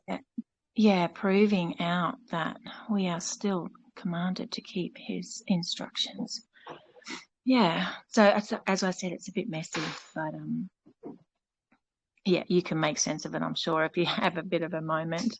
I need to just get the time and type it up here and there. There's some things where the scripture's just there, and then there's a little bit of a few mind notes from myself, and then there's full scriptures, but yeah, I'll throw it over to you. Yeah, that'd be great. Sorry, I've just woken up. I'm not really up to scratch with what you are talking about, but I'm getting the gist of it. But anyway, I will, I'll share it. Yeah, no, thank you, sister. So basically, Wait. Katrina. Oh, sorry. Oh, go ahead. No, go No, ahead. I was going to change the subject, but go ahead with the brief. Real quick. Yeah, just real quick. So Katrina was talking to the sister who thinks the laws are all done away with, the festivals are done away with, and she suspected that AI was being used in her responses because there were always these huge responses, and turns out she they admitted. were. Yeah, To she somebody admitted else, and I was right. Yeah, because this girl would and Ellie could have said, "Oh, they could have been saved responses," which is fine. But you could tell in her saved responses, she keeps negating the fact, we keep telling her it's not a new covenant. It's not a new covenant. It is a covenant renewal of the old. And she keeps wanting to separate the old with Messiah saying, oh, well, he just mentioned 5 of the 10 commandments. So the other commandments are done away with. I'm like, no, he mentioned a few, but that doesn't mean that they're all done away with. The rest of them are all gone. Mm. Yeah. Yeah, I think that's what I thought you were all talking about. Yeah. So I'll share them across. That would be really helpful. No, I forget what I was going to go to. So on this other thread, Jermaine, this is what I wanted to actually talk to you about. So she said the first month of Abib in spring in Yasharel is that time, but in Australia, it's autumn. So do you still celebrate the spring feasts according to Jerusalem? Or, Yeah. okay. Yes. Now, how Yeah, did you come up with that? well, we just assume that, you know, Jerusalem is his place and we are to go by his time. And, you know, Australia is just this tiny little piece out of the rest of the world, really, and the bottom of, is it Africa, South Africa, and, you know, a few of the other little, like the Philippines and stuff. Like, we are a very minority, and actually, remember how Adrienne thought that everything was back the front and we're supposed to be doing it Australia way? Yeah. And then when I first started talking to Rachel, she also thought the same thing, and I'm like, no. And then she took it to Jimmy on a live, and she said, "Hey, Jimmy, don't you think that Australia should be doing it the other way?" And he's like, "No." And he explained it to her, and I'm sorry, I can't even pull it out of my head, but he explained it really well. That, you know, it says all will return and come to Jerusalem and do the feast. So it's like Australia will be in that same category. We'll all be going, I don't know. I can't remember exactly and where he was talking about. But, you know, we're all to do what the body is doing. We're not to be a separate piece. Exactly. That's what I was going to say. Because it's when Yahuwah is doing them. So Yeah. it's going to be that vernal equinox. Yeah. So sure, it's spring here in the north, but it's autumn in the south. But that shouldn't deter you from doing the festivals at a different time. Yeah. Because there is appointed time. Yeah. Something else came to my mind, and I lost it. Sorry. Oh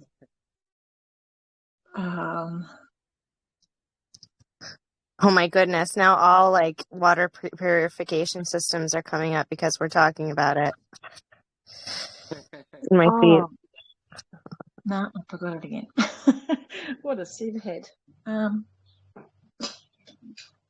So in Australia, let's say 300 years ago or whatever, 1,000 years ago,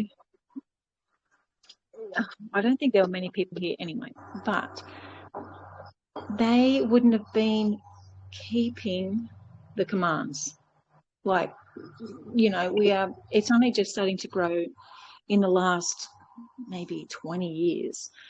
So technology, even though we all hate it with a passion, but it has a use. And the Father knew that we would have the technology in these days to be able to mirror what you guys are doing. Not mirror, copy and do what you guys are doing. But 20 years ago, 30 years ago, there wouldn't have been any actual real Torah keeping people over here.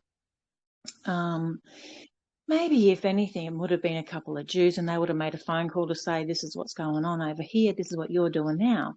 But do you know what I'm trying to say? Yeah.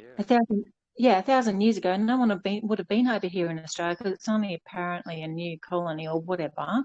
I don't understand the little season in that aspect. Yes, we have some old buildings, those old buildings that, you know, everyone's got everywhere, but I doubt anyone would be keeping the commands. And if they did, they would have been doing what they're doing because the other guys, oh, sorry, like I said, I've just woken up. But yeah, it's only in the last few years that we've actually been able to, with phones, have technology to know when the true times are, or let alone follow this calendar and to go by the straight line shadow. Yeah, exactly. Yeah, And no, we were they talking would have about been that going. earlier. They would have been going by Like, the Jews. yeah, exactly. And no, we kind of brought that up earlier about the buildings, how they're all across the earth. Oh, right. And Okay, I'll have to listen back. I've lost a lot of time, yeah, no worries. I have it all recorded. So and I love we were, that.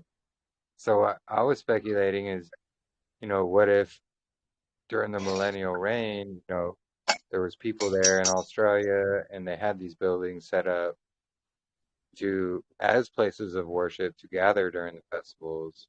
And then, you know, Satan's little season comes and all of a sudden it was left abandoned or whatever and then found. And then they just, Okay. reface them, put a new facade on it and say, oh, we built this as our courthouse, when we only had like 100 people in the city. And it's just a giant building that literally holds like 300 people.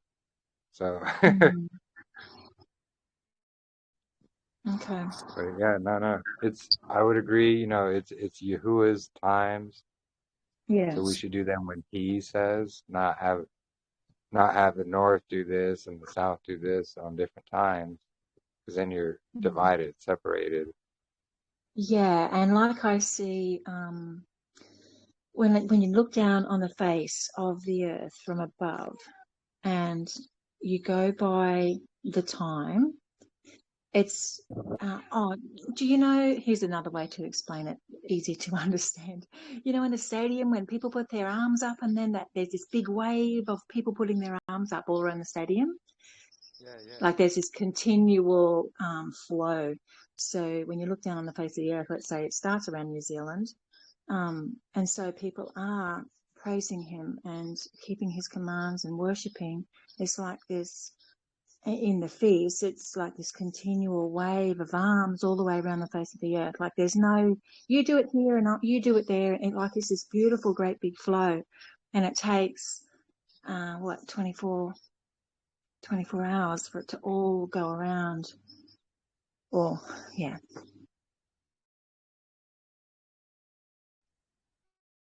Sorry, I run out of words and I just stopped. That's a nice picture, Jermaine. Well said. Yeah, I like that analogy. Yeah. And when it comes to the feasts here in the UK, the Feast of Wheat has gone past. It was 4 Sabbaths ago, and the wheat that's around here hasn't ripened yet. So we're all running on different times and doing different things. It's just because we're in the northern hemisphere doesn't mean to say that we're in line or in tune. We're all out. I can't cut any wheat for the festival of wheat, or I've only got 3 grapevines. We've got the Feast of New Wine coming up. My grapes won't be ready for that, unfortunately. So we're all off the actual real time, if you know what I mean. But like you say, if we're all together around the world, keeping the time, doing the Mexican wave or the Yahuah wave, shall we call it? Doing the Yahuah wave, then, I think that's the right way to go about it. Yeah, and I actually also see that in the prayer times, the hour of prayer, where it's mentioned in Scripture a few times.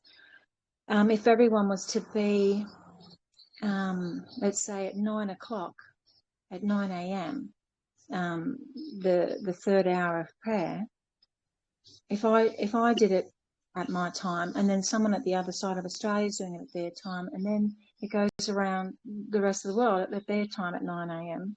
It's like this great big continuous prayer. And yeah, I think that's a beautiful idea. Sorry, not idea. I think that's a beautiful picture, as well as to everyone. There's always this continual prayer at his time. So, and then it starts again at midday, and it starts again at 3 p.m. or, on our normal clock that we've been given. But yeah, same thing. Yeah, no, that's And amazing. talks about in Revelations how the prayer of the saints go up, and it's because they're all praying. I think we'll all get there eventually. Sorry, I've got to turn off now because I've got to start doing a couple of things, and I'll make too much noise. Yeah, no worries. Thank you. That was awesome.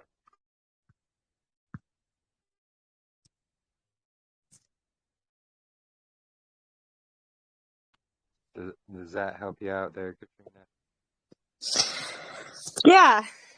Yeah. So, I mean, essentially, we should be using Jerusalem's time then. Yeah, precisely. That's what So I kind of said. So even if it's an autumn for her, it's still spring for the land, and that's where the signs happen for the creation week. That's where we have the technology to map that out. And so, yeah, that makes sense. Yeah, exactly. I wonder whether Jermaine has the same star constellations that we see at the same times of the year. I think there's a different one. Well, it's kind of the same ones in the south, but Yeah, but wouldn't hers be direct opposite of what we're experiencing? Since yeah. she's in the southern and we're in the northern? That's too hard. I have no idea. What was that, Drew? Where's Marissa? Maybe ask ChatGPT. No, I don't want to ask that.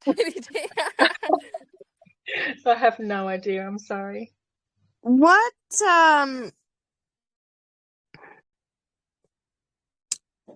did everyone understand Marissa's washcloth description of how the sun's moving? I was kind of thinking about it, and I'm like, well, where does the sun go after it reaches the other side? She kind of said, she said she didn't know. Does anyone remember that? I'm trying to remember. I remember she did it. I just don't remember exactly how it went. I might have to get her back on. Yeah. Are you talking Like about when the sun goes over, and then she's like, and then I don't know where it goes.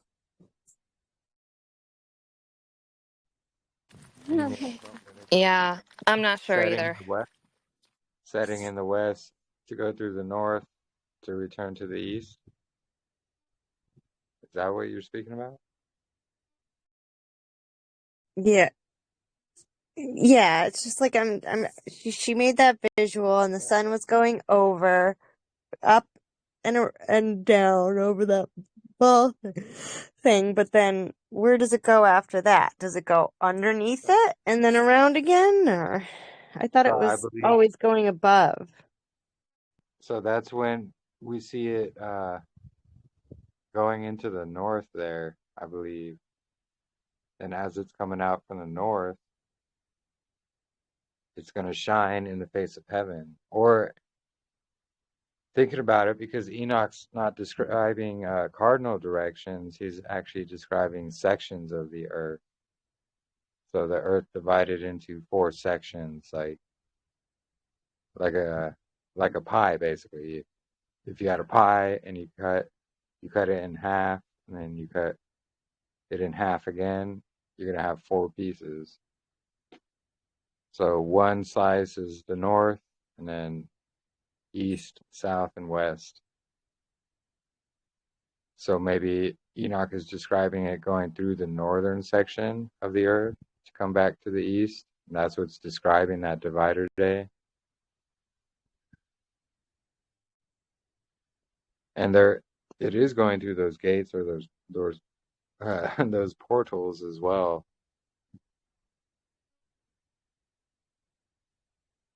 So maybe that portal it's shining in is, it's in the north, or that's where we see the kingdom is as well, to the side of the north. Which, if you think about that, that would be like the North Pole, things like that. I don't know. There's a lot of interesting things to think about there. Yeah, because I was going to upload that video, but I'm still kind of stuck on, well, where does the sun, go to? I don't know. I don't think Up it towards goes. the north. Yeah. It's just be I don't getting think. out of view of our realm, Yeah, right? yeah, Okay. But does it come back around the same way? yeah. Exactly. And that's what Enoch's describing. Is it comes back around in that same way, and then it'll do its course again. Okay.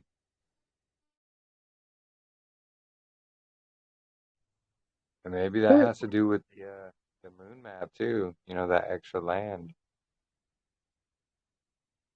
I don't know. A lot of interesting questions. Yeah, I recorded it. Maybe I could upload it to TikTok and then you could replay it. Yeah. Yeah. Exactly. Don't let the naysayers put conflict in your mind. And that's their agenda and that's their war against the truth. Yeah, absolutely.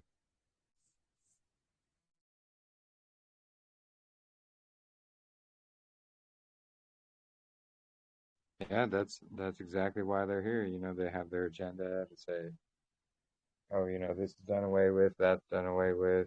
Don't worry about scriptures. Scriptures is just all allegory. Just believe what you want. Yeah,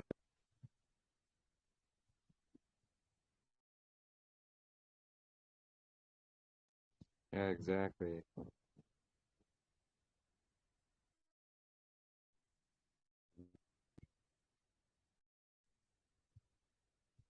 Praise Yahuwah, Sumi.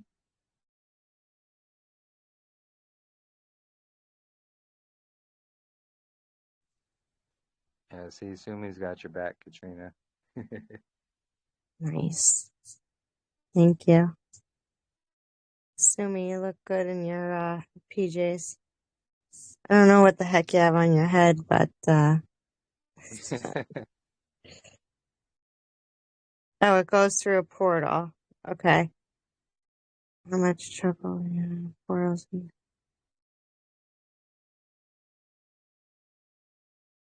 Yeah, it definitely is worse, Sumi.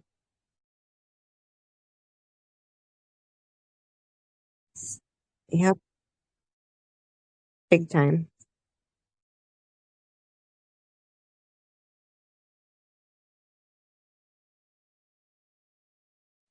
Yeah, and that's what Scripture tells us too. It's that spiritual warfare. They always have the enemy whispering in your ear. Did Yah really say?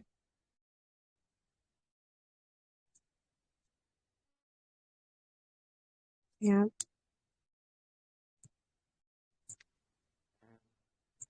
I do think Jackson Snyder has a thing tonight, not with us, An but expo? I think that's what he said. Because the 6 is when he said we're gonna have ours, and he wanted to have someone else on before. I haven't seen an email though. Let me double check.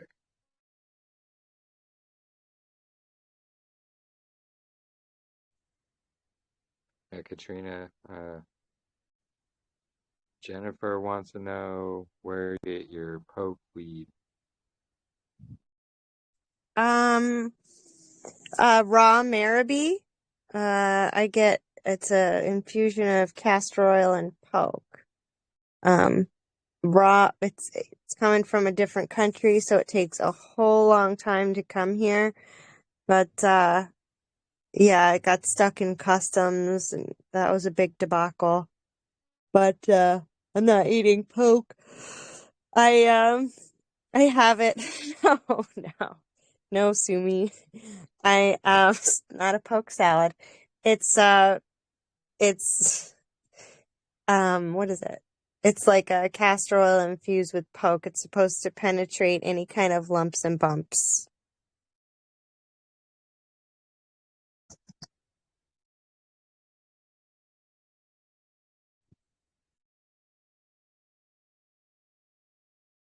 What does poke mean? It's the type of plant that it is.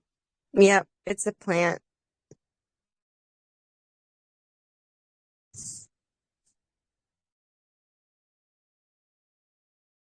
You know, all the things that they say are invasive weeds and, you know, just pull them and kill them. Those are usually the most beneficial ones, actually. Dandelion. Like the dandelion. Oh boy. Yep. Dandelion root, yeah. I've been drinking a lot of that tea.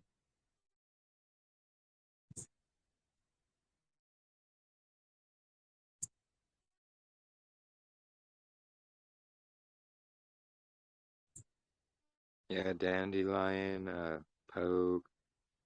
There's so many, you know, they are labeled as weeds that are actually really beneficial, you know. And mimosa. There's so many. I actually have a book about all the herbs and things like that. The ones they label weeds.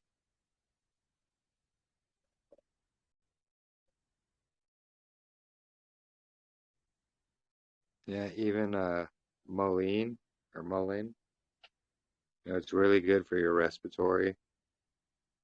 And that stuff grows everywhere. One thing I need to find. Yeah, and it's real good for if you run out of TP or toilet paper. Straight up, it's got those fuzzy leaves. Wow. Yeah,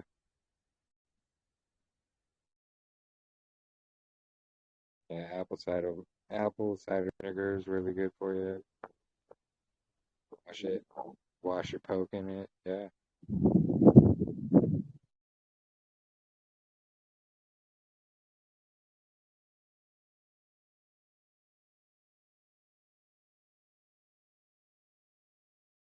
you've never touched it. Maybe you should start trying, Sumi.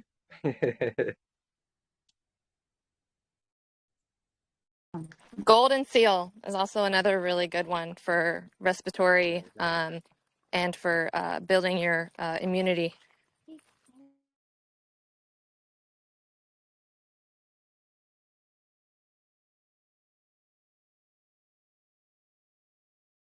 Yeah, pineapple as well. It's like really good for your respiratory and other things too.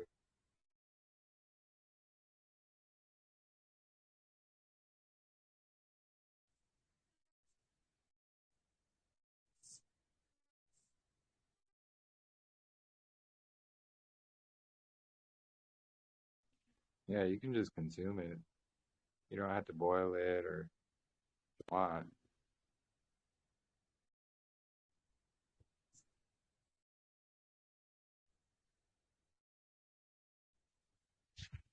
You can make a tea, whatever, you know.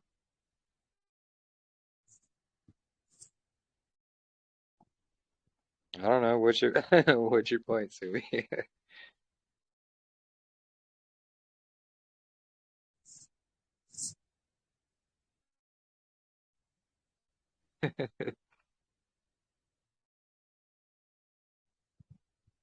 Well, hopefully you're not. So, you know, you'll These things will help keep you healthier.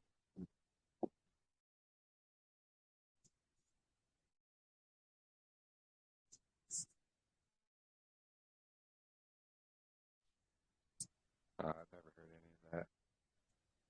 Have you, Katrina? Or anybody? If you boil it, it's bad for you. Or What? if you don't poke. If you boil it?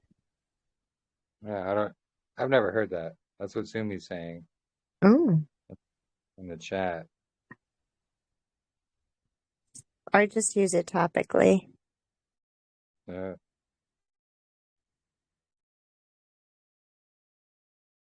yeah, I'm sure Katrina knows more about it than me, though. So,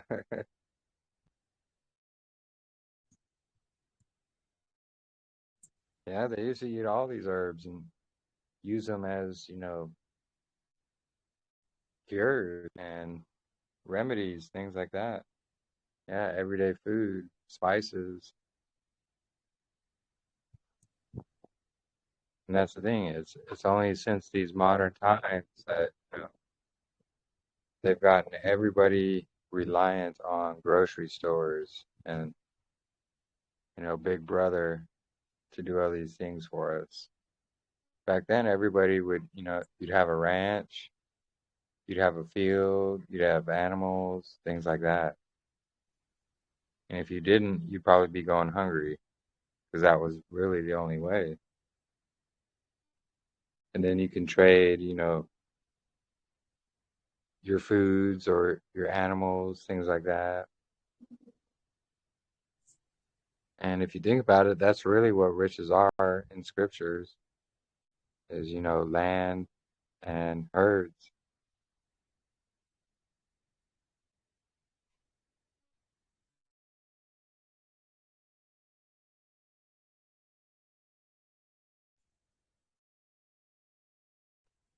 It can make you very sick. What do you say about that, Katrina? What can? Poke if ingested? Yeah, Oh, yeah. I haven't heard that. What's the source?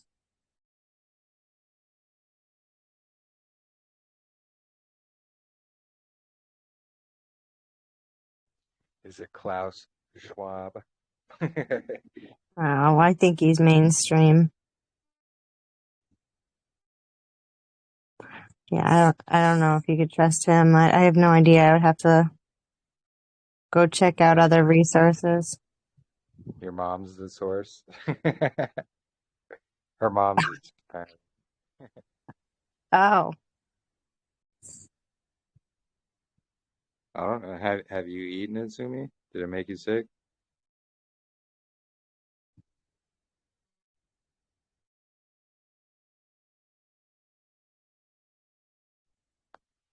I've I've not heard of any of that, so yeah, sorry.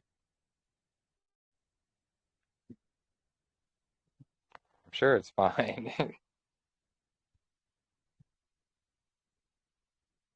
There's a lot of stuff that, they say is this or that or another thing, and it's really not.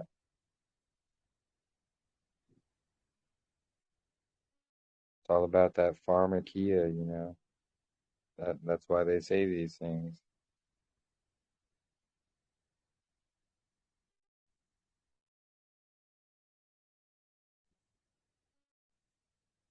I don't know. All I know is the things that they say are bad usually are not, and it's because they try to promote, oh here, pop this pharmakia. It'll take care of that for you. Don't worry about it.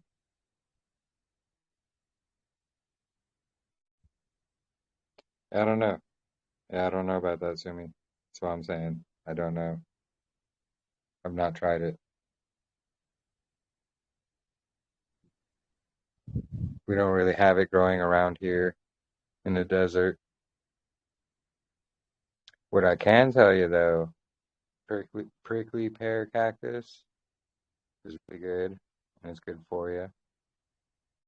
Yeah, what does that taste like? Do you know? It's like it's kind of planty. It's just it's not really like flavorful, but it's really good for you. The fruit that it has, it tastes. I can't really describe the taste because there's nothing that tastes like it, but it's like you can tell it's a fruit. And that's what I was gonna say about the saguaro fruit as well.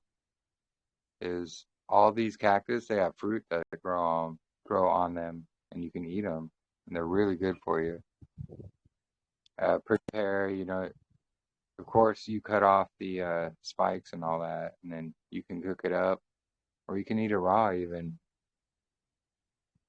They even have a prickly pear that has it's a spineless one, so it doesn't have the little pokies on it. We definitely have lots of what is it, aloes and agave out here, century plants. And if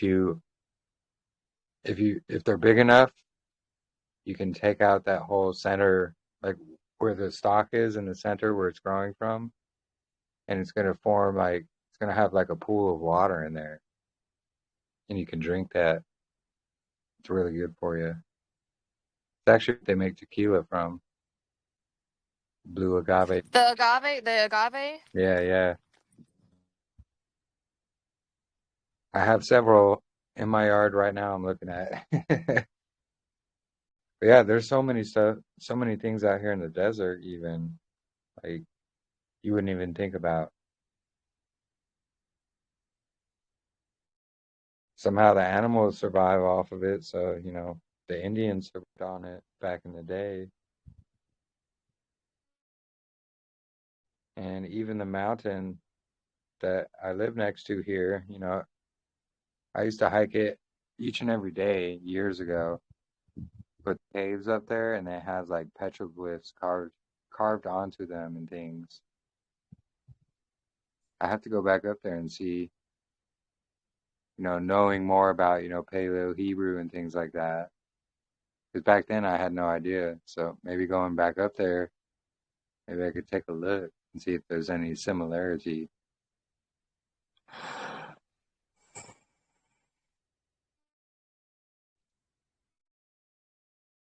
But yeah, there's a plant for everything, and there's plants everywhere. Put some honey on it, yeah.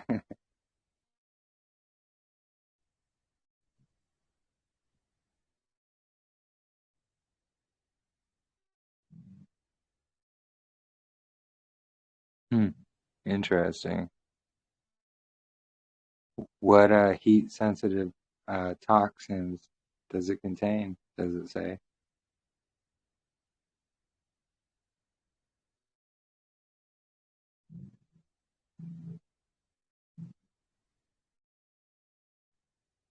Oh, they cook it with bacon grease. Ew.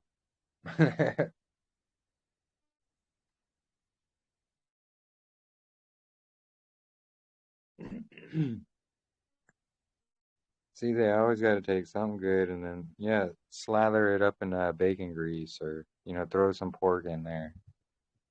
They always do that.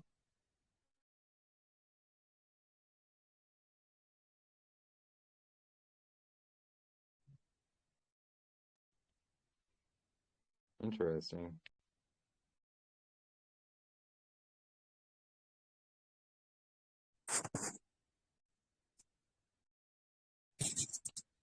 Yeah, I double checked to see if Jackson sent an email. I haven't seen one. I don't see one. But usually he sends an email out saying like, "Hey, we have our presentation with such and such tonight."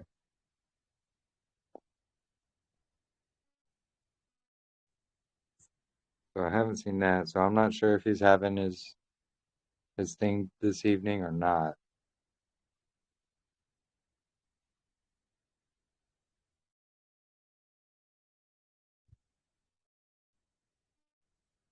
And he was being pretty secretive about who he was thinking about bringing up. So not sure who it was.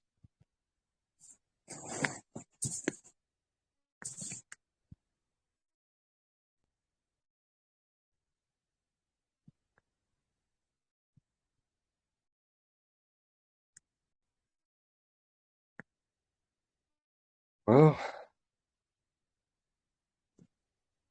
yeah, does anybody else have anything they'd like to talk about or any questions or Any newbie join? Nope, nobody's joining that's new.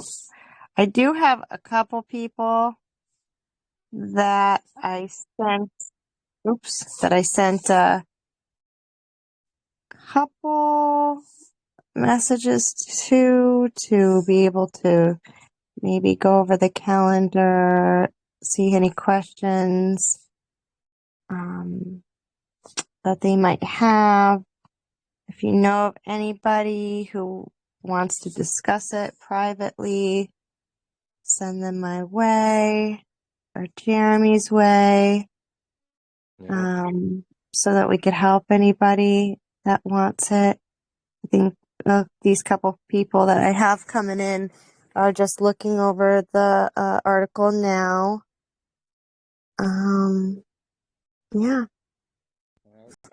I was hoping some of the newer ones would be here and we can go over the calendar. Yeah. I know Meredith had questions, but I haven't seen her in the chat. And I did want to address her questions because she had brought them up on Jackson Snyder's thing, which, it was it was a thing for Jackson Snyder. Like, that's what it was mostly for. Yeah, we wanted to really just touch base just with him and leave like everyone else kind of like for our group and stuff like that. This was just a meeting so that we could gauge where he was and how we can help him kind of walk through. But he did sick some guy on us, and we tried to walk it through with him, but he was very, very, very not sold on a divider day, refused any of the scriptures we sent him, just was pretty much abstinent of wanting to have an actual conversation. And he wants to move the start date to Pagan Wednesday, and that was it. I mean, his heart was closed. His mind was already made up. He did not want to actually have... As a matter of fact, I think he stopped even checking messages because he was just done. He was doing, I guess, Jackson a favor to try to help Jackson, I think, because I think Jackson thought he was some kind of a Dead Sea Scroll expert, but Not the case. no, he was dismissing everything, and he really didn't have a fair snake in the... He didn't. I don't think he cared all that much. I think he just wanted to go with his tradition, and that was it. There was really, yeah. It was me, Jeremy, and Marissa in the conversation. Yeah. Yeah, he admitted to that. He came into it reluctantly. He didn't want to even be there or talk about it. He was only doing it because, Jackson asked him to. And, he was very unreceptive. He didn't read any of our responses. And you can tell because he was asking the same questions that we had answered, with scriptures and evidence. And he would just circle right back around to it.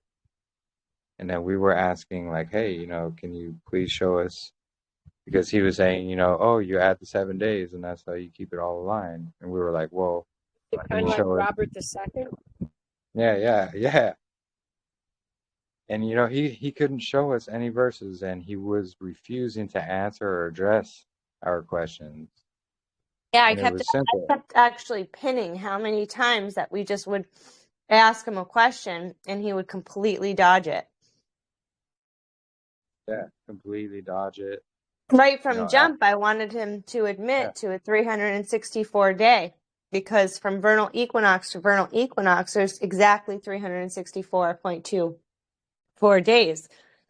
And Enoch says that there is, you know? So he was just unresponsive, wouldn't see that. He just thinks it's 364 days only. There is no division. You just keep going on and on and on.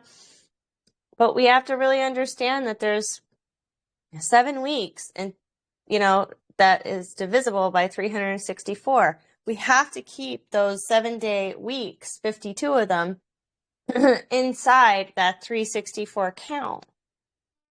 And he just separates the year. It's no big deal. It's just one day. It's not like we're intercalating a week like he is, which would make your year 371 days instead. So, Yeah, exactly. yeah. That was your problem. He kept going, oh, well, the moon does these things. The moon does these things. And so we showed him, hey, look, the moon does not do these things. So can you show us, you know, where you're seeing these things? Oh, it's in the Dead Sea Scrolls. Okay, where at? And he wouldn't answer and just go on to another question that he was asking us, which was just a reworded question of the same thing he'd already asked. And we'd already answered. And it's just, he tried to go into Duke and Duca and what the meaning of that and how that means the moon. So